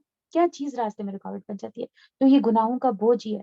जो यहाँ पे कहा गया ना, अपनी पीठों पर अपने गुनाहों का बोझ लादे हुए होंगे। तो ये गुनाहों का बोझ ही होता है जो कुरान को हमारे सीनों में उतरने नहीं देता। कुरान के अंदर कुरान के अहकामात को समझने नहीं देता। सुभान अल्लाह। तो जब भी कोई आयत हम पढ़ें और हमें लगे ना कि मुझे कुरान की आयत समझ नहीं आ रही, या पता नहीं मुझे क्यों नहीं समझ आ रही, या मतलब उस चीज़ को आप समझ ही ना पा रहे हो किसी भी तरह से, तफसीरें भी पढ़ के देख लें, तो फ़ौरन क्या सोचना चाहिए? ज़रूर मेरे कोई ना कोई गुनाह है, जो मेरे रास्ते की रुकावट बन रहे हैं कि मैं कुरान को समझूँ। तो फ़ौरन क्या करना है? इस्तिग़फ़ार की जो है वो कसरत शुरू कर देनी है। इमाम इब्न तैमिया के बारे में आता है कि जब यानी कुरान की कोई आयत पे गौर व फ़िक्र करते थे ना, तो उन्हें समझ नहीं आती थी अगर, तो वो 100 तफ़ासीर देखा करते थे। यानी अगर कोई चीज़ समझ नहीं आ रही है, कोई कोई आयत की समझ नहीं आ रही है, कोई पॉइंट नहीं समझ आ रहा, तो क्या करते थे, 100 तफ़सीरें पढ़ा करते थे। तो यानी वो तफ़सीरें देख कर भी समझ नहीं आती थी, तो फिर उन्हें फ़ौरन महसूस हो जाता था कि ज़रूर मेरा कोई गुनाह है जो मुझे इस आयत के अंदर नहीं उतरने दे रहा, जो मुझे इस आयत को ठीक तरीके से इसका फ़हम हासिल नहीं करने दे रहा। तो फ़ौरन बैठकर भी क्या करते थे? इस्तिग़फ़ार किया करते थे। तो अल्लाह की जो नाफ़रमानियाँ होती हैं, ये क्या होती हैं? ज़ंग की तरह होती हैं, हमारे दिलों के ऊपर ज़ंग लगा देती हैं। और अल्लाह की बात, हिकमत की बात, अल्लाह की किताब, अल्लाह के पैगामात, अल्लाह की हिकमतें हमारे दिलों में उतरने नहीं देती। وما الحياة الدنيا إلا لعب ولهو وللدار الآخرة خير للذين يتقون أफला ताक़िलून। दुनिया की ज़िंदगी तो एक खेल और तमाशा है, हकीकत में आखिरत ही का मुकाम उन लोगों के लिए बेहतर है जो ज़ियाकारी से बचना चाहते हैं। फिर क्या तुम लोग अकल से काम ना लोगे? यहाँ पे 2 टर्म्स यूज़ हुई हैं, लहव और लअब। लाइब और लहव। क्या होता है लाइब? हर वो काम जो फ़ायदेमंद नहीं होता, यानी जिसके अंदर कोई किसी किस्म का फ़ायदा नहीं होता, वो क्या है? लाइब। और लव क्या है? हर वो काम जो इंसान को अल्लाह की याद से गाफ़िल कर दे, अल्लाह की याद से दूर कर दे, अल्लाह की याद के रास्ते में रुकावट बन जाए। तो अल्लाह सुब्हानहू व तआला यहाँ पे क्या कह रहे हैं? दुनिया की जो ज़िंदगी है, वो एक यानी लाभ और लहव है। क्या मतलब? यानी बेफ़ायदा है, और इसके अंदर यानी ऐसी चीज़ें हैं जो हमें अल्लाह की याद से गाफ़िल कर देंगी। दुनिया की ज़िंदगी तो एक खेल और तमाशा है, हकीकत में आखिरत ही का मुकाम उन लोगों के लिए बेहतर है, जो रियाकारी से बचना चाहते हैं। फिर क्या लोग फिर क्या तुम लोग अकल से काम ना लोगे? सुभान अल्लाह। तो यानी ये दुनिया तो लहव और लाभ है, लेकिन इस दुनिया को ही हम इस्तेमाल करके अपनी आखिरत भी कमा सकते हैं। अब देखना ये है कि हम उसे क्या कहते हैं, लहव या लाभ बना रहे हैं अपने लिए, या हम उसको जो है आखिरत का ज़रीरा बना रहे हैं, यानी आखिरत में अजर समेटने का एक ज़रिया बना रहे हैं। قد نعلم إنه ليحزنك الذي ليحز ليحزن ليحزنك الذي يقولون। ए मोहम्मद सल्लल्लाहु अलैहि वसल्लम, यकीनन हमें मालूम है कि जो बातें ये लोग बनाते हैं, उनसे तुम्हें रंज होता है, तुम्हें तकलीफ होती है, लेकिन ये लोग तुम्हें नहीं झुठलाते। यानी कि तुम्हें नहीं झुठलाते, असल में झुठलाते किसको है? अल्लाह की आयत को। बल्कि दरअसल ये ज़ालिम लोग अल्लाह की आयत का इनकार करते हैं। तुमसे पहले भी बहुत से रसूल झुठलाए जा चुके हैं, यानी सिर्फ तुम ऐसे नहीं हो कि तुम्हारी बातें नहीं मानी जा रही या तुम्हारा इनकार किया जा रहा है, तुम्हें झुठलाया जा चुका है। तुमसे पहले भी बहुत से रसूलों को झुठलाया गया है, मगर उस तकज़ीब पर उन अज़ीज़ों पर जो उन्हें पहुँचाई गई, उन्होंने सब्र किया, यहाँ तक कि उन्हें हमारी मदद पहुँच गई। अल्लाह की बातों को बदलने की ताकत किसी में नहीं, और पिछले रसूलों के साथ जो कुछ पेश आया, उसकी खबरें तुम्हें पहुँच ही चुकी हैं। ताहम अगर इन लोगों की बेरुखी तुमसे बर्दाश्त नहीं होती, तो अगर तुम कुछ ज़ोर है, तो ज़मीन में एक सुरंग ढूँढो या आसमान में सीढ़ी लगाओ और उनके पास कोई निशानी लाने की कोशिश करो। अगर अल्लाह चाहता तो इन सबको हिदायत पर जमा कर सकता था। सुभान अल्लाह। اللہ اکبر کبیرہ۔ تو اللہ سبحانہ وتعالیٰ نبی صلی اللہ علیہ وسلم کو کہہ رہے ہیں یعنی ان ساری باتوں کا کیا مقصد ہے کہ آپ کا کام کیا تھا کہ آپ پیغام پہنچا دیں۔ اب وہ ایمان لاتے یا نہیں لاتے آپ اس کی فکر نہ کریں، آپ اس پر اپنے دل کو ہلکان، اپنی جان کو ہلکان مت کریں۔ اگر یعنی جو ہے وہ جتنی بے رخی آپ کے ساتھ کر رہے ہیں یا آپ کی قدر نہیں کر رہے ہیں یا ایمان نہیں لا رہے ہیں، اللہ کی قدر نہیں پہچان رہے اور آپ سے ان کی یہ بے رخی برداشت نہیں ہو رہی، تو پھر زور لگا کے لے آؤ پھر نشانیاں جو وہ مانگتے ہیں۔ انما یستجیب الذین یسمعون، دعوت حق پر لبیک وہی لوگ کہتے ہیں جو سننے والے ہیں، رہے مردے انہیں اللہ بس قبروں ہی سے اٹھائے گا اور پھر وہ اس عدالت میں پیش ہونے کے لیے واپس لائے جائیں گے۔ یہ لوگ کہتے ہیں کہ اس نبی پر اس کے رب کی طرف سے کوئی نشانی کیوں نہیں ہوتی؟ کہو اللہ نشانی اتارنے کی پوری قدرت رکھتا ہے، مگر ان میں سے اکثر لوگ نادانی میں مبتلا ہیں۔ زمین میں چلنے والے کسی جانور اور ہوا میں پروں سے اڑنے والے کسی پرندے کو دیکھ لو، یہ سب تمہاری ہی طرح کی انواع ہے۔ یعنی نشانیاں جو کائنات میں موجود ہیں ان پر تو غور نہیں کرتے ہو، تو مزید کس کس قسم کی نشانیاں مطلب تم پر نازل کی جائیں کہ تم جو ہے وہ اللہ کو مان لو گے۔ ہم نے ان کی تقدیر کے نوشتے میں کوئی کسر نہیں چھوڑی ہے، تو یہ سب اپنے اپنے رب کی طرف سمیٹے جاتے ہیں۔ مگر جو لوگ ہماری نشانیوں کو جھٹلاتے ہیں وہ بہرے اور گونگے ہیں، تاریکیوں میں پڑے ہوئے ہیں۔ اللہ جسے چاہتا ہے بھٹکا دیتا ہے اور جسے چاہتا ہے سیدھی راہ پر لگا دیتا ہے۔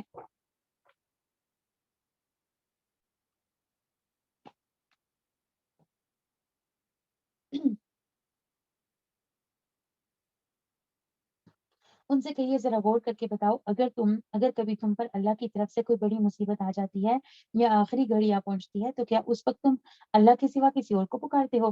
بولو اگر تم سچے ہو اس وقت تم اللہ ہی کو پکارتے ہو، پھر اگر وہ چاہتا تو اس مصیبت کو تم پر سے ٹال دیتا۔ ایسے موقعوں پر تم اپنے ٹھہرائے ہوئے شریکوں کو بھول جاتے ہو۔ تم سے پہلے بہت سی قوموں میں ہم نے رسول بھیجے اور ان قوموں کو مصائب و آلام میں مبتلا کیا تاکہ وہ عاجزی کے ساتھ ہمارے سامنے جھک جائیں۔ بس ہماری طرف سے ان پر سختی آئی تو کیوں نہ انہوں نے عاجزی اختیار کی، مگر ان کے دل تو اور سخت ہو گئے اور شیطان نے انہیں اطمینان دلایا کہ جو کچھ تم کر رہے ہو خوب کر رہے ہو۔ پھر جب انہوں نے ان کی گئی نصیحت کو بلا دیا تو ہم نے ہر طرح کی خوشحالیوں کے دروازے ان کے لیے کھول دیے، یہاں تک کہ وہ ان بخشتوں میں جو انہیں عطا کی گئی تھی خوب مگن ہو گئے۔ تو اچانک ہم نے انہیں پکڑ لیا اور اب حال یہ تھا کہ وہ خیر سے محروم، خیر سے مایوس ہو چکے تھے۔ اس طرح ان لوگوں کی جڑ کاٹ دی گئی جنہوں نے ظلم کیا تھا، اور تعریف ہے اللہ رب العالمین کے لیے، یعنی اللہ رب العزت نے ان کی جو جڑ کاٹ دی اس پر اللہ سبحانہ وتعالیٰ کی تعریف ہے۔ یعنی کیا ہے، اللہ سبحانہ وتعالیٰ کبھی بھی جو ہے ایک دم نہیں پکڑتے، پہلے نعمتیں ضرور دیتے ہیں، آزماتے ہیں، اس کے بعد جو ہے وہ پکڑ آتی ہے۔ اچھا، اگر ذہن کے اندر کبھی یہ خیال ہے نا کہ امتحان کیا ہے اور آزمائش کیا ہے، یعنی امتحان کب امتحان ہے، آزمائش ہے، اور کب وہ امتحان جو ہے یعنی یہ تکلیف جو ہے وہ کب سزا ہے، اگر یہ ڈفرینشیٹ کرنا ہو، سمجھ نہ آ رہی ہو تو کیا ہے، اگر تو جو بھی مشکل یا پریشانی کا وقت ہمارے اوپر آیا ہے اور تنگی آئی ہے تو اس مشکل، پریشانی، مصیبت، تنگی کے وقت ہم اگر مزید اللہ کے قریب ہو گئے ہیں، یعنی اس مصیبت نے ہمیں مزید اللہ رب العزت کے قریب کر دیا ہے، تو اس کا مطلب کیا ہے کہ وہ ایک امتحان تھا، وہ ایک آزمائش تھی جس میں اللہ سبحانہ وتعالیٰ نے اپنے فضل سے ہمیں سرخرو کیا اور اپنے مزید قریب کر لیا، اس آزمائش نے ہمارے درجات بلند کر دیے۔ لیکن اگر وہ امتحان یا آزمائش ہمیں ہمارے رب سے دور کر دیتی ہے اور ہماری زبان پر صرف شکوے اور شکایات ہی رہتے ہیں اور مزید سے مزید ہم اللہ سے دور ہو رہے ہیں، دل میں جٹائی آ رہی ہے، تو اس کا کیا مطلب ہے کہ وہ ایک سزا تھی۔ دنیا کی نعمتیں ان پر خوب برسنے لگیں تو پھر کیا ہوا، اچانک پکڑ آ گئی۔ اللہ کی نعمتیں آتی ہیں کن وجوہات پر آتی ہیں، یعنی کیا وجہ کیا ہوتا ہے، اللہ تعالیٰ کیا دیکھنا چاہتے ہیں کہ انسان شکر گزاری کرتا ہے یا نہ کفری کرتا ہے۔ تو اگر شکر گزاری کرتا ہے تو اللہ سبحانہ وتعالیٰ نعمتوں کو کیا کرتے ہیں، بڑھا دیتے ہیں، اور اگر جو ہے نہ شکری کرتا ہے تو نعمتیں اللہ سبحانہ وتعالیٰ واپس لے لیتے ہیں۔ تو دنیا کا وسیع ہو جانا، وسعت مل جانا یا تنگ ہو جانا، دونوں ہی آزمائشیں ہیں، یعنی ان میں سے کوئی ایک آزمائش نہیں بلکہ دونوں ہی آزمائشیں ہیں۔ حسن بصری کہتے ہیں اللہ تعالیٰ جس پر دنیا کو وسیع کر دے اور اسے سمجھ نہ آئے کہ اللہ اس سے چال چل رہا ہے تو اس میں کوئی بصیرت نہیں، اور اللہ جس پر دنیا تنگ کر دے اور اسے سمجھ نہ آئے کہ اللہ اس کے لیے خیر ہی کا فیصلہ کر رہا ہے تو اس میں بھی کوئی خیر نہیں۔ یعنی خیر کس کے اندر ہے کہ انسان کو جو بھی حالات نصیب ہوں اس کے اندر کیا کرے کہ یا تو یعنی اپنے آپ کو فوراً جھنجھوڑے اور غور کرے مجھ سے کیا غلطی ہوئی ہے، کیوں میرے ساتھ ایسا ہو رہا ہے، اور دوسرا کیا کہ جو ہے اگر کچھ برا ہوا ہے تو انسان یہ بھی سوچے کہ اللہ سبحانہ و تعالیٰ میرے ساتھ ضرور کچھ نہ کچھ خیر کرنا چاہ رہے ہیں، مجھے کسی بڑی مشکل سے بچانا چاہ رہے ہیں۔ نبی صلی اللہ علیہ وسلم نے فرمایا اگر تم دیکھو کہ اللہ کسی شخص کو اس کی نافرمانیوں کے باوجود دنیا میں وہ کچھ عطا فرما رہا ہے جو وہ چاہتا ہے، تو یہ استدراج ہے۔ یعنی استدراج کیا ہوتا ہے؟ یعنی اللہ سبحانہ و تعالیٰ کا اس کو ڈھیل دے کر پکڑنے کا عمل ہے۔ پھر نبی صلی اللہ علیہ وسلم نے یہ آیت جو ہے تلاوت فرمائی، جو ہے نا فَلَمَّا نَسُوا مَا ذُكِّرُوا بِهِ فَتَحْنَا عَلَيْهِمْ أَبْوَابَ كُلِّ شَيْءٍ، یعنی جب انہوں نے اپنے رب کو بلا دیا تو کیا کیا اللہ سبحانہ و تعالیٰ نے؟ وہ اللہ کی یاد کو بھول گئے تو اللہ سبحانہ و تعالیٰ نے ہر چیز کے دروازے، نعمتوں کی فراوانی کر دی، دروازے کھول دیے خیر برکتوں کے ان کے اوپر، سبحان اللہ۔ تو یہ کیا تھی؟ دراصل آزمائش تھی۔ قل أرأيتم إن أخذ الله سمعكم وأبصاركم وختم على قلوبكم من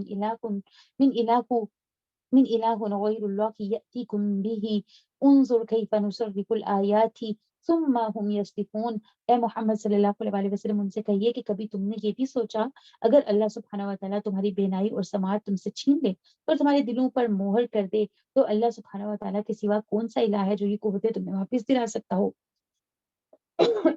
دیکھو کس طرح بار بار اپنی نشانیاں ان کے سامنے پیش کرتے ہیں اور پھر یہ کس طرح ان سے نظر چرا جاتے ہیں۔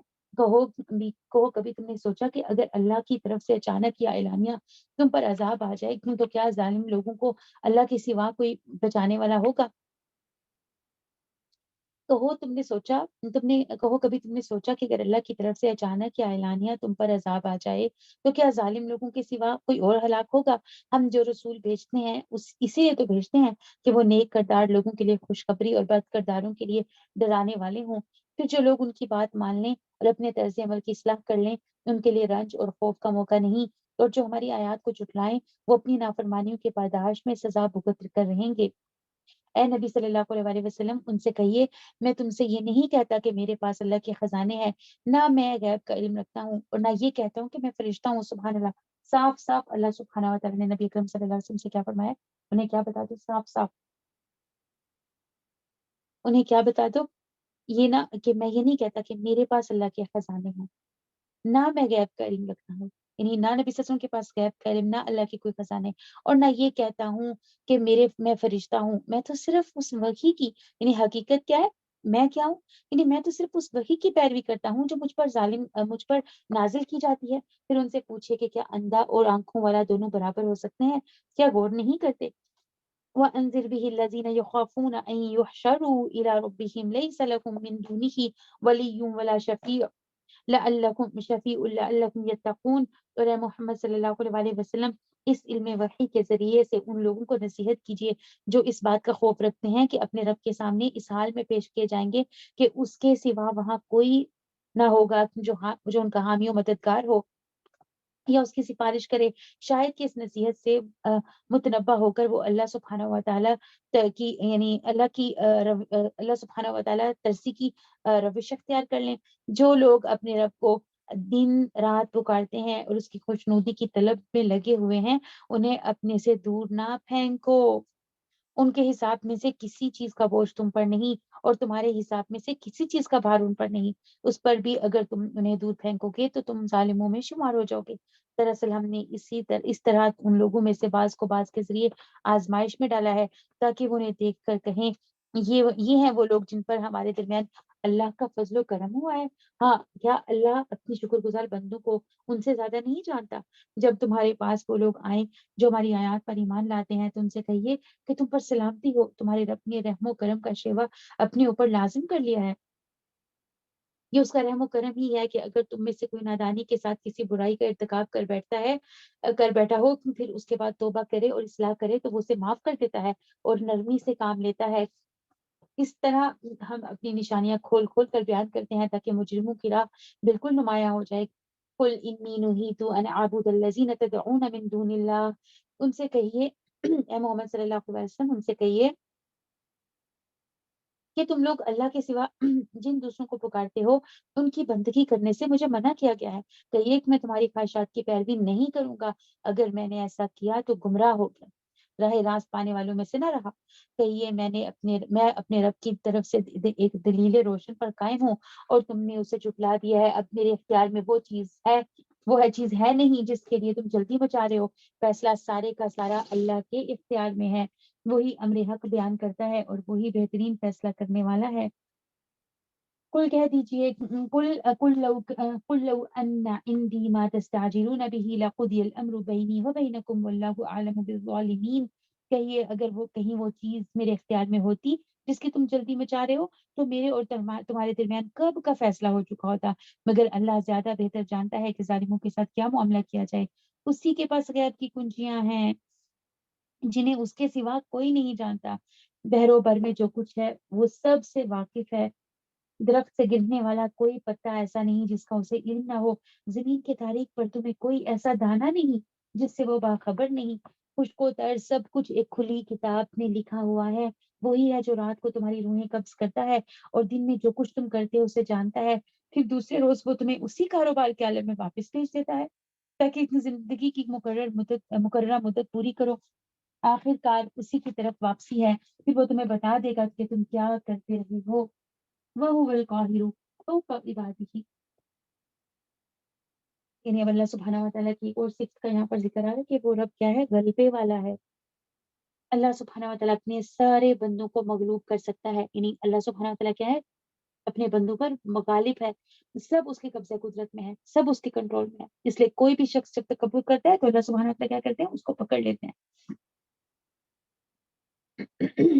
تو جب اللہ کا سارا یعنی غلبہ ہے تو ہم کس مطلب چکر میں تکبر کا شکار ہوتے ہیں،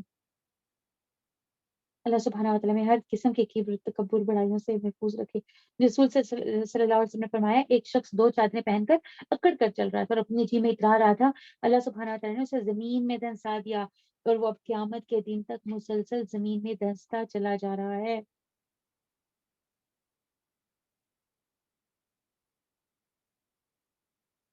وہ القاہر فوق عبادہ، اور وہ اپنے بندوں پر پوری قدرت رکھتا ہے، وہی ارسل علیکم حفظہ، اور تم پر نگران بھیجتا ہے، یعنی کرامن کاتبین، کرامن کاتبین کون سے فرشتے جو صبح و شام یعنی صبح بھی بدلے جاتے ہیں اور شام کو بھی بدلے جاتے ہیں اور ہمارے نامہ اعمال لکھ رہے ہوتے ہیں، حتی اذا جاء احدکم الموت توفته رسلنا، یہاں تک کہ جب تم میں سے کسی کی موت کا وقت آتا ہے تو ہمارے بھیجے ہوئے سے فوت کر لیتے ہیں، اوپر کن کا ذکر ہوا، کرامن کاتبین، کرامن کاتبین کون سے فرشتے ہیں جو صبح سے لے کر شام تک یعنی سارا دن ہمارے اعمال کو لکھتے رہتے ہیں، ذرا سی بھی کوتاہی نہیں کرتے اس لکھنے میں، اور آگے کن کا ذکر ہے، یہاں تک کہ جب تم میں سے کسی کی موت کا وقت آتا ہے تو ہمارے بھیجے ہوئے اس کو فوت کر لیتے ہیں اور وہ کچھ بھی کمی نہیں کرتے،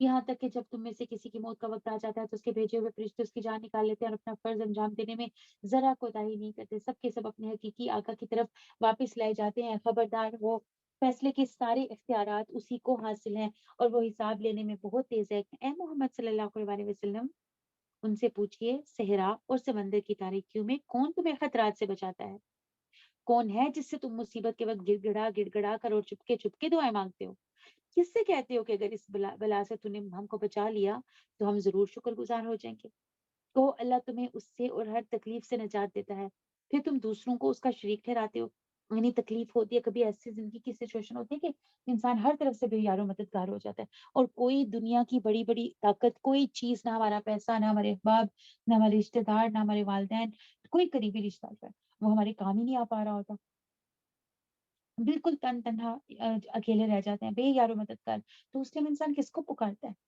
دل سے جو ہے گڑ گڑا کر انسان چپ کے آہستہ آہستہ سامنے ہر وقت جو ہے وہ اللہ کو پکارتا رہتا ہے، پکار کر کیا کہتے ہیں، یعنی کہ اگر مجھے اس مشکل سے نجات مل گئی تو میں انشاءاللہ تعالیٰ صحیح معنوں میں مسلمان ہو کر اللہ کے ساتھ تعلق قائم کروں گا، یعنی اتنے بڑے بڑے دعوے کرتا ہے، لیکن جو ہی کیا ہے اللہ سبحانہ و تعالیٰ وہ مشکل یا پریشانی دور کرتے ہیں تو پھر اللہ کا شریک ٹھہرانے لگتا ہے، پھر کہنے لگتا ہے کہ میری یہ تکلیف فلانے بابا جی کی وجہ سے دور ہوئی ہے، میری یہ تکلیف فلانے یعنی عمل کی وجہ سے دور ہوئی ہے، پھر اللہ کو بھول جاتا ہے، تو وہ اس پر قادر ہے کہ تم پر کوئی عذاب اوپر سے نازل کر دے یا تمہارے قدموں کے نیچے سے یا تمہیں گروہوں میں تقسیم کر کے ایک گروہ کو دوسرے گروہ کی طاقت کا مزہ چکھا دے، ہم کس طرح بار بار مختلف طریقوں سے اپنی نشانیاں ان کے سامنے پیش کریں ہیں، شاید کہ وہ حقیقت کو سمجھ لیں، تمہاری قوم اس کا انکار کر رہی ہے حالانکہ وہ حقیقت ہے، ان سے کہیے کہ میں تم پر حوالہ دار نہیں بنایا گیا ہوں، ہر خبر کے ظہور میں آنے کا ایک وقت مقرر ہے، ان قریب تمہیں خود انجام کار معلوم ہو جائے گا، اور اے محمد صلی اللہ علیہ وسلم، جب آپ دیکھیں کہ لوگ ہماری آیات پر نکتہ چینیاں کرتے ہیں تو ان کے پاس سے ہٹ جائیں، یہاں تک کہ وہ اس گفتگو کو چھوڑ کر دوسری باتوں میں لگ جائیں، سبحان اللہ۔ تو ایسی محفلیں، ایسی مجالس جہاں پر اللہ کے دین کا مذاق اڑایا جا رہا ہو، جہاں پہ اللہ کی آیات کو تنقید کا نشانہ بنایا جا رہا ہو، وہاں پر کیا ہے، ہمیں بیٹھنے کی اجازت نہیں۔ ہاں، جب وہ وہاں سے یعنی بات کو بدل لیں یا یہ کام چھوڑ دیں تو پھر یہ ہے کہ ان کے پاس جو ہے جایا جا سکتا ہے، وہ بھی کس لیے، نصیحت کرنے کی غرض سے۔ اگر کبھی تمہیں شیطان بلا دے تو جس وقت تمہیں اس غلطی کا احساس ہو جائے، اس کے بعد پھر ایسے ظالموں کے پاس نہ بیٹھنا۔ ان کے حساب میں سے کسی چیز کی ذمہ داری پرہیزگار لوگوں پر نہیں ہے، البتہ نصیحت کرنا ان کا فرض ہے، شاید کہ وہ غلط روی سے بچ جائیں۔ چھوڑو ان لوگوں کو جنہوں نے اپنے دین کو کھیل اور تماشا بنا لیا ہے، اور جنہیں دنیا کی زندگی نے فریب میں مبتلا کیا ہوا ہے، یعنی بحث و مباحثہ جو کرتے ہیں دین کے اندر بھی جائے، یعنی بے وجہ الجھے رہتے ہیں، بحث کرتے رہتے ہیں، نہیں یہ آیت کیوں ہے، یہ آیت کیوں ہے، اور مطلب اتنی بحث کرتے ہیں بغیر صحیح درست علم رکھتے ہوئے، علم حاصل کیے، صرف بحث مباحثے کے لیے، بحث برائے بحث کے لیے آیات کو یوز کرتے ہیں۔ تو کہا جا رہا ہے ایسے لوگ جو ہیں وہ زندگی نے ان کو فریب میں ڈالا ہوا ہے۔ تو ایسے لوگوں کے پاس کیا ہے، ہمارا کوئی کام نہیں، ایسے لوگوں کے پاس نہیں بیٹھنا، وذکر بھی، اور اس قرآن کے ذریعے نصیحت کر کے یا اچھی بات بتا کر تنبیہ کرتے رہیں کہ کہیں کوئی شخص اپنے کیے کرتوتوں کے وبال میں گرفتار نہ ہو جائے، اور گرفتار بھی اس حال میں کہ اور گرفتار بھی اس حال میں ہو کہ اللہ سے بچانے والا کوئی حامی اور مددگار اور کوئی سفارش اس کے لیے نہ ہو۔ اگر وہ ہر ممکن چیز فدیہ میں دے کر چھوٹنا چاہے تو وہ بھی اس سے قبول نہ کیا جائے، کیونکہ ایسے لوگ خود اپنی کمائی کے نتیجے میں پکڑے جائیں گے، انہیں اپنے انکار حق کے معاوضے میں کھولتا ہوا پانی پینے کو اور دردناک عذاب بھگتنے کو ملے گا۔ اللہ نعوذ بک من عذاب جہنم۔ اے محمد صلی اللہ علیہ وسلم، ان سے پوچھیے کہ کیا ہم اللہ کو چھوڑ کر انہیں پکاریں جو ہمیں فائدہ دے سکتے ہیں نہ نقصان، اور جب یہ اللہ ہمیں سیدھا راستہ دکھا چکا ہے تو کیا اب ہم الٹے پاؤں پھر جائیں؟ کیا ہم اپنا حال اس شخص کا سا کر لیں جسے شیطانوں نے صحرا میں بھٹکا دیا ہو اور وہ حیران اور سرگرداں پھر رہا ہو، حالانکہ اس کے ساتھی اسے پکار رہے ہوں کہ ادھر آ، یہ سیدھی راہ موجود ہے۔ قل ان ہدی اللہ هو الہدی، کہہ دیجئے ہدایت تو بس اللہ ہی کی ہدایت ہے، یعنی اصل ہدایت کیا ہے، جو اللہ ہی کی طرف سے آتی ہے۔ وہ امرنا لنسلم لرب العالمین، اور ہمیں اللہ کی طرف سے حکم ملا ہے کہ ہم اللہ رب العالمین کے آگے سر تسلیم خم کر دیں۔ وَأَنْ أَقِيمُوا الصَّلَاةَ وَاتَّقُوهُ، اور یہ کہ نماز قائم کرو اور اس کی نافرمانی سے بچو۔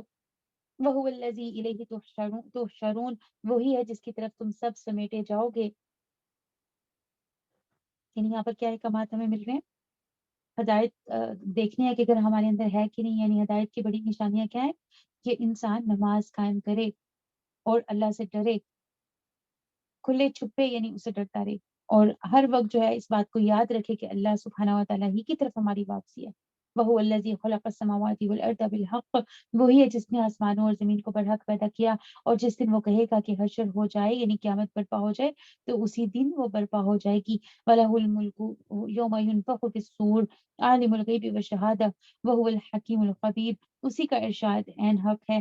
جس روز سور پھونکا جائے گا اس روز بادشاہی اسی کی ہوگی، اور وہ غیب اور بادشاہت ہر چیز کا عالم ہے اور دانا اور باخبر ہے۔ وَإِذْ قَالَ إِبْرَاهِيمُ لِأَبِيهِ آزَرَ أَتَتَّخِذُ أَصْنَامًا آلِهَةً، یعنی اب حضرت ابراہیم علیہ السلام کے بارے میں ذکر ہے۔ حضرت ابراہیم علیہ السلام کا واقعہ یاد کرو، جبکہ اس نے اپنے باپ آزر سے کہا تھا کیا تو بتوں کو الہ بناتا ہے، میں تو تجھے اور تیری قوم کو کھلی گمراہی میں پاتا ہوں۔ ابراہیم علیہ السلام کو ہم اسی طرح زمین اور آسمانوں کی نظام کا سلطنت دکھاتے آسمانوں کا نظام سلطنت دکھاتے تھے، اور اس لیے دکھاتے تھے کہ وہ یقین کرنے والوں میں سے ہو جائے۔ فلما جن علیہ اللیل رأى کوكبا، چنانچہ جب رات اس پر طاری ہوئی تو اس نے ایک تارا دیکھا۔ قالا، کہنے لگے ھذا ربی، یہ میرا رب ہے۔ فلما آفلا، پھر جب وہ ڈوب گیا، قال لا احب الافلین، تو بولا ڈوب جانے والوں کا میں گرویدہ نہیں، یعنی ڈوب جانے والوں کو تو میں پسند نہیں کرتا۔ فلما فلما رأى القمر بازغا قال ھذا ربی، پھر جب چاند چمکتا ہوا نظر آیا تو کہا یہ میرا رب ہے۔ فلما آفلا، پھر جب وہ بھی ڈوب گیا، قال لئن لم يهدني ربي لأكونن من القوم الضالين، کہنے لگا اگر میرے رب نے میری رہنمائی نہ کی ہوتی تو میں بھی گمراہوں میں ہی شامل ہو گیا ہوتا۔ پھر جب سورج کو دیکھا تو کہا کہ یہ ہے میرا رب، یہ سب سے بڑا ہے، لیکن جب وہ بھی ڈوب گیا تو ابراہیم علیہ السلام پکار اٹھے، اے برادران قوم، میں ان سب سے بیزار ہوں جنہیں تم اللہ کا شریک ٹھہراتے ہو، میں نے تو یکسو ہو کر اپنا روح اس ہستی کی طرف کر لیا جس نے زمین اور آسمانوں کو پیدا کیا ہے، اور میں ہرگز شرک کرنے والوں میں سے نہیں ہوں۔ اور اس کی قوم اس سے جھگڑنے لگی تو اس نے قوم سے کہا کہ کیا تم لوگ اس کے معاملے میں مجھ سے جھگڑتے ہو، حالانکہ اس نے مجھے راہ راست دکھا دی ہے، اور میں تمہارے ٹھہرائے ہوئے شریکوں سے نہیں ڈرتا۔ ہاں، میرا رب اگر کچھ چاہے تو وہ ضرور ہو سکتا ہے، میرے رب کا علم ہر چیز پر چھایا ہوا ہے، پھر کیا تم ہوش میں نہ ہوگے؟ اور آخر میں تمہارے ٹھہرائے ہوئے شریکوں سے کیسے ڈروں؟ آخر میں تمہارے ٹھہرائے ہوئے شریکوں سے کیسے ڈروں جبکہ تم اللہ کے ساتھ ان چیزوں کو اللہ کی حاکمیت میں شریک کرتے ہوئے نہیں ڈرتے؟ یعنی میں تو اصلی رب کو مان رہا ہوں اور مجھے ڈرنا چاہیے تمہارے خیال سے، اور تم جو شریک ٹھہرا رہے ہو اللہ کے ساتھ، تمہیں نہیں ڈرنا چاہیے؟ جن کے لیے اس نے تم پر کوئی سند نازل نہیں کی ہے، ہم دونوں فریقوں میں سے کون زیادہ بے خوفی اور اطمینان کا مستحق ہے؟ بتاؤ اگر تم کچھ علم رکھتے ہو، حقیقت میں تو امن انہی کے لیے ہے، اور راہ راست پر وہی ہیں جو ایمان لائے اور جنہوں نے اپنے اعمال کو ظلم کے ساتھ آلودہ نہیں کیا۔ یہ تھی ہماری وہ حجت جو ہم نے ابراہیم علیہ السلام کو اس کی قوم کے مقابلے میں عطا کی۔ ہم جسے چاہتے ہیں بلند مرتبے عطا کرتے ہیں، حق یہ ہے کہ تمہارا رب نہایت دانا اور علیم ہے۔ پھر ہم نے ابراہیم علیہ السلام کو اسحاق اور یعقوب جیسی اولاد عطا کی اور ہر ایک کو راہ راست دکھائی، وہی راہ راست جو اس سے پہلے نوح علیہ السلام کو دکھائی تھی، اور اس کی نسل سے ہم نے داؤد علیہ السلام، ایوب، سلیمان، ایوب، موسیٰ اور ہارون علیہ السلام کو ہدایت بخشی۔ اسی طرح ہم نیکوکاروں کو ان کی نیکی کا بدلہ دیتے ہیں۔ سبحان اللہ، یہاں پر یہ بات بہت غور طلب ہے کہ انسان اگر نیکیاں کرتا ہے، نیکیوں کی روش اختیار کرتا ہے، ہدایت پکڑتا ہے، تو کیا ہے، اس کی نسلوں کے اندر اللہ سبحانہ و تعالیٰ خیر رکھ دیتے ہیں۔ یعنی انسان کی نیکی ضائع نہیں جاتی، اس کو خود کو بھی اجر ملتا ہے، اور اس کے بعد اس کا اجر جو ہے اس کی نسلوں میں بھی جاتا ہے۔ لیکن ضروری کیا ہے، ہونا کیا چاہیے؟ اللہ سبحانہ و تعالیٰ کے اخلاص کے ساتھ عمل کیے گئے ہوں۔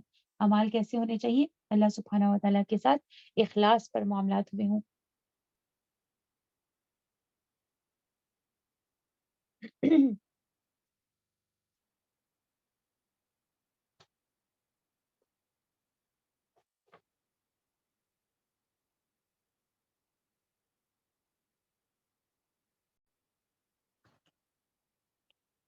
سبحان اللہ، تو جتنا زیادہ اخلاص ہوگا انشاءاللہ عز و جل ہماری نیکیاں جو ہیں اتنا ہی ان کو دوام ہوگا، ہماری نسلوں کے اندر بھی اللہ سبحانہ و تعالیٰ خیر چھوڑ دیں گے۔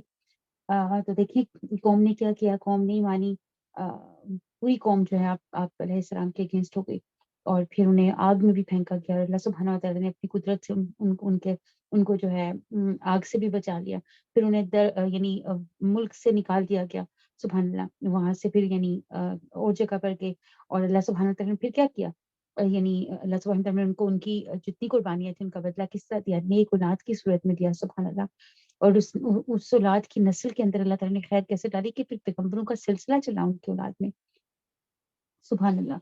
تو کرنے کا کام کیا ہے، ہمیں اپنے آپ کو اخلاص کے ساتھ جو ہے اپنے رب کی عبادتوں پر جو ہے استقامت کے ساتھ یعنی کہ قائم رکھنے کی کوشش کرنی چاہیے، یعنی کہ اللہ سبحانہ و تعالیٰ کی عبادتوں پر، خیر کے کاموں پر، نیکی کے کاموں پر استقامت کے ساتھ جو ہے وہ جمے رہنا چاہیے، اور اخلاص کے ساتھ جو اعمال کریں انشاءاللہ اس میں اخلاص ہونا چاہیے، اخلاص کو دوام ہے، اخلاص کو بقا ہے۔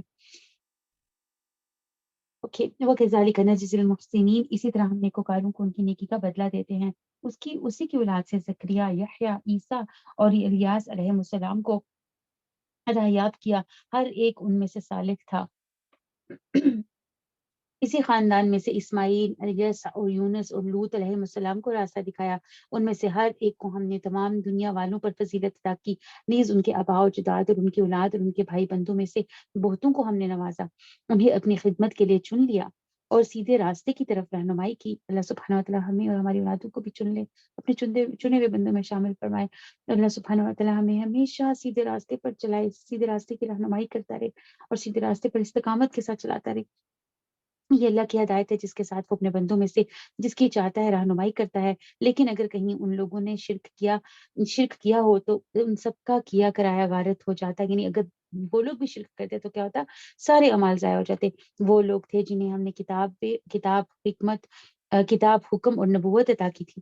اب اگر یہ لوگ اس کو ماننے سے انکار کرتے ہیں تو پرواہ نہیں، ہم نے کچھ اور لوگوں کو یہ نعمت سونپ دی ہے جو اس سے منکر نہیں ہے۔ اے محمد صلی اللہ علیہ وسلم، وہی لوگ اللہ کی طرف سے ہدایت یافتہ تھے، انہی کے راستے پر آپ بھی چلیے اور کہہ دیجئے کہ میں اس تبلیغ و ہدایت کے کام پر تم سے کسی اجر کا طالب نہیں، یہ تو ایک عام نصیحت ہے تمام جہان والوں کے لیے۔ سبحان اللہ۔ تو یہاں داعیے دین کے لیے ایک بہت پیارا میسج ہے۔ دیکھیے ہم سب انشاءاللہ اللہ کی کتاب پڑھ رہے ہیں، پڑھیں گے، سیکھیں گے۔ اللہ تعالیٰ ہمیں ہر گزرتے دن کے ساتھ اس میں مزید سے مزید غور و فکر کی توفیق عطا فرمائے، اس کے ساتھ مزید سے مزید ہمارا تعلق مضبوط کرے۔ تو جب بھی اللہ کے دین کا کام کرنا ہے، اللہ تعالیٰ ہم سب کو چنے اپنے دین کے کام کے لیے، تو اس میں کبھی کسی سے کوئی توقع نہیں رکھنی ہے۔ جو کام کرنا ہے صرف اللہ رب العزت کی رضا اور خوشی کے لیے کرنا ہے، کسی سے توقع نہیں رکھنی، یعنی ایون شکریہ تک بھی نہیں کسی کا سننے کی کوشش کرنی، یہ امید رکھنی کہ کوئی مجھے شکریہ کہ عام طور پر کیا ہوتا ہے، ہم شکریہ اگر کوئی ہمیں مطلب تھینک یو نہیں بولتا یا ہمیں یعنی اکنالج نہیں کرتا ہماری محنت کوئی ہمارے کام کو، تو ہم کیا کرتے ہیں، تھک کر بیٹھ جاتے ہیں اور پیچھے ہٹ جاتے ہیں کام سے، موٹیویٹ نہیں اپنے آپ کو کر پاتے۔ وہ جو موٹیویشن ہوتی ہے، جو جوش ہوتا ہے وہ کم ہونے لگتا ہے، وہ ماند پڑنے لگتا ہے، جذبہ نہیں رہتا۔ تو ایسا نہیں ہونا چاہیے۔ کوئی آپ کی نیکی کو، کوئی آپ کے کام کو سراہے یا نہ سراہے، کوئی آپ کا شکر ادا کرے یا نہ کرے، آپ نے تو اللہ کے لیے کیا تھا، وہ تو قدردان ہے نا، وہ تو دیکھ رہا ہے نا۔ تو اس سے کیا ہوتا ہے، انسان کبھی ڈی موٹیویٹ نہیں ہوتا، کوئی تعریف کرے یا نہ کرے، وہ لگا رہتا ہے اللہ کے کام میں۔ اللہ سبحانہ و تعالیٰ ہمیں صحیح معنوں میں اپنے کام کا بنا لے۔ وما قدر اللہ حق قدری، ان لوگوں نے اللہ کا بہت غلط اندازہ لگایا، یعنی اللہ سبحانہ و تعالیٰ کی ایسی قدر نہ کی، ایسی قدر نہ پہچانی جیسی قدر کرنے کا حق تھا۔ جب کہا کہ اللہ نے کسی بشر پر کچھ نازل نہیں کیا، ان سے پوچھو کہ وہ کتاب جس نے موسیٰ علیہ السلام لائے، جو تمام انسانوں کے لیے روشنی اور ہدایت تھی، جسے تم پارا پارا کر کے رکھتے ہو، کچھ دکھاتے ہو اور بہت کچھ چھپا جاتے ہو، اور جس کے ذریعے تمہیں وہ علم دیا گیا جو تمہیں حاصل نہ تھا، پھر نہ تمہارے باپ دادا کو، آخر اس کا نازل کرنے والا کون تھا؟ بس اتنا کہہ دیجئے کہ اللہ، پھر انہیں اپنی دلیل بازیوں سے کھیلنے کے لیے چھوڑ دیجئے۔ اسی کتاب کی طرح یہ ایک کتاب ہے، یعنی قرآن مجید، جسے ہم نے نازل کیا ہے، بہت بابرکت کتاب ہے۔ سبحان اللہ۔ مصدق الذی بین یدیہ، جی یہ تصدیق کرنے والی ہے اس چیز کی جو اس سے پہلے آئی تھی۔ سبحان اللہ۔ تو اللہ تعالیٰ نے اس کتاب کو، ہماری قرآن حکیم کو کیا کہا ہے، برکت کا ذریعہ بنایا، یعنی کہ ایک برکت ہے، جو اس کو پڑھے گا اس کے لیے کیا ہے، برکت کا سبب بن جائے گی۔ تو برکتیں کیا ہے، صرف یہ تو نہیں نا کہ سبحان اللہ دنیوی برکتیں نہیں، روحانی برکتیں بھی تو ہوتی ہیں۔ سبحان اللہ۔ جیسے دیکھیں، اگر ہم قرآن کے ساتھ جڑیں گے، اس کو غور سے پڑھیں گے، اس کی تلاوت کریں گے، ثواب تو ملے گا، لیکن جتنا زیادہ اس پر غور و فکر بڑھائیں گے، جتنا زیادہ تدبر کریں گے، جتنا زیادہ اس کے اندر موجود احکامات کو اپنی زندگی میں شامل کرتے جائیں گے، اتنا زیادہ کیا ہوگا، صحیح راستے کی طرف رہنمائی ملتی جائے گی، دنیا روشن ہو کر ہمارے سامنے آئے گی، یعنی صحیح اور غلط کا فرق واضح ہوتا جائے گا، اور پھر کیا ہوگا، نیک کاموں کی برکت ہوتی ہے، تو ان شاء اللہ تعالیٰ ہماری زندگی جو ہے وہ برکتوں سے مالا مال ہو جائے گی۔ مصدق الذی بین یدیہ، یہ تصدیق کرنے والی ہے اس چیز کی جو اس سے پہلے آئی تھی، اور اس لیے نازل کی گئی ہے کیونکہ اس کے ذریعے سے، اور اس لیے نازل کی گئی ہے کہ اس کے ذریعے سے کہ تم بستیوں کے اس مرکز یعنی مکہ اور اس کے اطراف میں رہنے والوں کو متنبہ کرو، اور جو لوگ آخرت کو مانتے ہیں وہ اس کتاب پر ایمان لاتے ہیں، اور ان کا حال یہ ہے کہ اپنی نمازوں کی پابندی کرتے ہیں، پھر اس شخص سے بڑا ظالم اور کون ہوگا جو اللہ سبحانہ و تعالیٰ پر جھوٹا بہتان باندھے یا گڑے، یا یہ کہے کہ مجھ پر وحی آئی ہے حالانکہ اس پر کوئی وحی نہ آئی ہو، یا جو اللہ کی نازل کردہ چیز کے بارے میں کہے کہ میں ایسی چیز نازل کر کے دکھاؤں گا۔ کاش تم ظالموں کو اس حالت میں دیکھ سکو جبکہ وہ سکرات یعنی موت میں ڈبکیاں کھا رہے ہوں گے، اور فرشتے ہاتھ بڑھا بڑھا کر کہہ رہے ہوتے ہیں، لاؤ نکالو اپنی جان، آج تمہیں ان باتوں کی پاداش میں ذلت کا عذاب دیا جائے گا جو تم اللہ پر تہمت رکھ کر ناحق بکتے تھے اور اس کی آیات کے مقابلے میں سرکشی دکھایا کرتے تھے۔ اور اللہ فرمائے گا، لو اب تم ویسے ہی تن تنہا ہمارے سامنے حاضر ہوگے جیسا ہم نے تمہیں پہلی ہی مرتبہ اکیلا پیدا کیا تھا، جو کچھ ہم نے تمہیں دنیا میں دیا تھا وہ سب تم پیچھے چھوڑائے ہو، اور اب ہم تمہارے ساتھ ان سفارشوں کو کبھی نہیں دیکھتے جن کے متعلق تم سمجھتے تھے کہ تمہارے کام بنانے میں ان کا بھی کچھ حصہ ہے۔ تمہارے آپس کے سب رابطے ٹوٹ گئے اور وہ سب تم سے گم ہو گئے جن کا تم زوم رکھتے تھے۔ ان اللہ خالق الحب والنوى یخرج الحی من المیت ومخرج المیت من الحی، دانے اور گٹھلی کو پھاڑنے والا اللہ ہے، وہی زندہ کو مردہ سے نکالتا ہے اور وہی مردے کو زندہ سے خارج کرتا ہے۔ یہ سارے کام تو کرنے والا اللہ ہے، پھر تم کدھر بہ کے چلے جاتے ہو؟ پردہ شب کو چاک کر کے وہی صبح نکالتا ہے، اسی نے رات کو سکون کا وقت بنایا، اسی نے چاند اور سورج کے طلوع اور غروب کا حساب مقرر کر رکھا ہے۔ یہ سب اسی زبردست قدرت اور علم رکھنے والے کے ٹھہرائے ہوئے اندازے ہیں، اور وہی ہے جس نے تمہارے لیے تاروں کو صحرا اور سمندر کی تاریکیوں میں راستہ معلوم کرنے کا ذریعہ بنایا۔ سبحان اللہ! دیکھو، ہم نے نشانیاں کھول کھول کر بیان کر دی ہیں ان لوگوں کے لیے جو علم رکھتے ہیں، اور وہی ہے جس نے ایک متنفس سے تمہیں پیدا کیا، پھر ہر ایک کے لیے ایک جائے قرار ہے اور ایک اس کے سونپے جانے کی جگہ ہے۔ یعنی ایک یہ کہ دنیا کا عارضی گھر جو ہے وہ، اور ایک وہ جو زمین کے اندر قبر ہے، اس کا بھی اللہ سبحانہ و تعالیٰ کو پتہ ہے۔ سبحان اللہ! یہ نشانیاں ہم نے واضح کر دی ہیں ان لوگوں کے لیے جو سمجھ بوجھ رکھتے ہیں، اور وہی ہے جس نے آسمان سے پانی برسایا، پھر اس کے ذریعے سے ہر طرح کی نباتات اگائیں، پھر اس سے ہرے ہرے کھیت اور درخت پیدا کیے، پھر ان سے تہ بہ تہ چڑھتے ہوئے دانے نکالے، اور کھجور کے شگوفوں سے پھلوں کے گچھے پیدا کر دیے جو بوجھ کے مارے جھکے پڑے ہیں، اور انگور، زیتون اور انار کے باغ لگائے جن کے پھل ایک دوسرے سے ملتے جلتے بھی ہیں، اور پھر ہر ایک کی خصوصیات جدا جدا بھی ہیں۔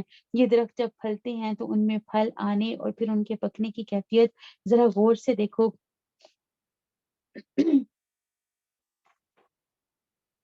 ان چیزوں میں نشانیاں ہیں ان لوگوں کے لیے جو ایمان لاتے ہیں۔ اس پر بھی ان لوگوں نے جنوں کو اللہ کا شریک ٹھہرایا، حالانکہ ایک وہ ان کا بھی خالق ہے، اور بے جانے بوجھے اس کے لیے بیٹیاں اور بیٹے تصنیف کر دی، حالانکہ وہ پاک اور بالا تر ہے۔ ان باتوں سے جو یہ لوگ کہتے ہیں وہ تو آسمانوں اور زمین کا موجد ہے، اس کا کوئی بیٹا کیسے ہو سکتا ہے جبکہ اس کی کوئی شریک حیات ہی نہیں۔ اس نے ہر چیز کو پیدا کیا ہے، وہ ہر چیز کا علم رکھتا ہے۔ یہ ہے اللہ تمہارا رب، کوئی اللہ کے سوا نہیں ہے، ہر چیز کا خالق، لہٰذا تم اسی کی بندگی کرو، اور وہ ہر چیز کا کفیل ہے۔ نگاہیں اس کو نہیں پا سکتی، لا تدرکہ الابصار وہو یدرک الابصار، نگاہیں اس کو نہیں پا سکتی اور وہ نگاہوں کو پا لیتا ہے۔ وہ نہایت باریک بین اور باخبر ہے۔ سبحان اللہ! قد جاءکم بصائر من ربکم، دیکھو تمہارے پاس تمہارے رب کی طرف سے بصیرت کی روشنیاں آ گئی ہیں۔ اب جو بینائی سے کام لے گا اپنا ہی بھلا کرے گا، اور جو اندھا بنے گا خود نقصان اٹھائے گا۔ میں تم پر کوئی پاسبان نہیں ہوں۔ اس طرح ہم اپنی آیات کو بار بار مختلف طریقوں سے بیان کرتے ہیں، اور اس لیے کرتے ہیں کہ یہ لوگ کہیں تم سے کسی سے اور اور اس لیے کرتے ہیں کہ یہ لوگ کہیں تم کسی سے پڑھ آئے ہو، اور جو لوگ علم رکھتے ہیں ان پر ہم حقیقت کو روشن کر دیں۔ اے محمد صلی اللہ علیہ وآلہ وسلم، اس وحی کی پیروی کیے جائیں جو آپ پر آپ کے رب کی طرف سے نازل ہوئی ہے۔ سبحان اللہ! یعنی اللہ سبحانہ وتعالیٰ اتنے ڈفرنٹ طریقوں سے نبی اکرم صلی اللہ علیہ وآلہ وسلم پر اپنی آیات بیان کرتے ہیں، روشن نشانیاں دکھاتے ہیں، اور یہ لوگ کیا آگے سے کہتے ہیں کہ تم کہیں سے پڑھ کر آگے ہو۔ سبحان اللہ! کیونکہ اس ایک رب کے سوا کوئی اور الہ نہیں ہے، اور ان مشرکین کے پیچھے نہ پڑو۔ اگر اللہ کی مشیت ہوتی تو وہ خود ایسا بندوبست کر سکتا تھا کہ یہ لوگ شرک نہ کرتے۔ تمہیں ہم نے ان پر پاسبان مقرر نہیں کیا، اور نہ تم ان پر حوالہ دار ہو۔ یعنی نبی کا کیا کام ہے؟ نبی صلی اللہ علیہ وسلم کا صرف تبلیغ۔ اور اے ایمان لانے والوں، یہ لوگ جن اللہ کے سوا جن کو پکارتے ہیں انہیں گالیاں نہ دو۔ سبحان اللہ! ایمان والوں کو یہ سکھایا جا رہا ہے کہ ایمان والوں کا یہ شیوا نہیں ہونا چاہیے کہ وہ ان کے بتوں کو یا ان کے جو معبود ہیں ان کو گالیاں دے۔ کہیں ایسا نہ ہو کہ شرک سے آگے بڑھ کر جہالت کی بنا پر وہ لوگ اللہ کو گالیاں دینے لگے، یعنی بدلے میں ہم نے تو اسی طرح ہر گروہ کے لیے اس کے عمل کو خوشنما بنا دیا ہے۔ پھر انہیں اپنے رب ہی کی طرف پلٹ کر آنا ہے، اس وقت وہ انہیں بتا دے گا کہ وہ کیا کرتے رہے ہیں۔ سبحان اللہ! وَأَقْسَمُوا بِاللَّهِ جَهْدَ أَيْمَانِهِمْ لَئِنْ جَاءَتْهُمْ آيَةٌ لَيُؤْمِنُنَّ بِهَا، یہ لوگ کڑی کڑی قسمیں کھا کر کہتے ہیں کہ اگر کوئی نشانی ہمارے سامنے آ جائے تو ہم اس پر ایمان لے آئیں گے۔ اتنی نشانیاں بکھری پڑی ہیں کائنات کے اندر، غور ہی نہیں کرتے، اپنی ذات کو بھی نہیں دیکھتے، اپنی ذات پر بھی غور نہیں کرتے، اور نشانیاں مانگتے ہیں۔ اے محمد صلی اللہ علیہ وسلم، ان سے کہیے کہ نشانیاں تو اللہ کے پاس ہیں، اور تمہیں کیسے سمجھایا جائے کہ اگر نشانیاں آ بھی جائیں تو یہ ایمان لانے والے نہیں۔ ہم اسی طرح ان کے دلوں اور نگاہوں کو پھیر رہے ہیں جس طرح یہ پہلی بار اس پر ایمان نہیں لائے تھے۔ ہم انہیں ان کی سرکشی میں بھٹکنے کے لیے چھوڑ دیتے ہیں. سبحان اللہ. تو جو شخص ہدایت پانا چاہتا ہے اللہ سبحانہ و تعالیٰ اس کو ہدایت دے دیتے ہیں، لیکن جو پانا ہی نہیں چاہتا، جو طلب میں سچا نہیں ہوتا، جس کے دل کے اندر سچی طلب نہیں ہوتی ہے، جو چاہتا ہی نہیں ہے کہ ہدایت پائے، جو گمراہی کو ہی ہدایت سمجھتا ہے، جو گمراہی کو ہی کامیابی سمجھتا ہے، پھر اللہ سبحانہ و تعالیٰ کیا کرتے ہیں، اس کے اس کفر، اس کے اس اصرار کی وجہ سے اس کے دل کو ٹیڑھا کر دیا کرتے ہیں، اور پھر چاہ کر یعنی کہ کبھی بھی پھر کوئی اس کو ہدایت نہیں دلوا سکتا جب تک کہ اللہ سبحانہ و تعالیٰ خود اس کو ہدایت نہ دینا چاہے. الحمدللہ ہمارا پارا کمپلیٹ ہوا. پارا 7 سورہ انعام بہت خوبصورت صورت، بہت نشانیوں سے بھری ہوئی اللہ رب العزت کی، اور توحید کو کھول کھول کر بیان کرنے والی. اللہ سبحانہ و تعالیٰ سے دعا ہے کہ جو ہم نے پڑھا ہے اس کو بہترین طریقے سے یاد رکھنے کی توفیق عطا فرمائے، بہترین عمل کی توفیق عطا فرمائے.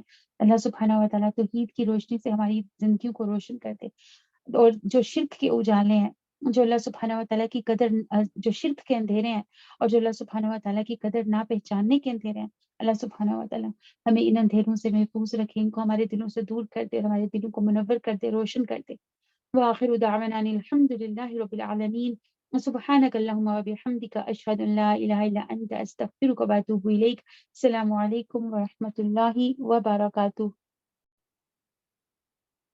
يا حامل القرآن قد خصك الرحمن بالفضل والتيجان والروح والريحان يا دائم الترتيل للذكر والتنزيل بشراك يوم رحيل ستفوز بالغفران يا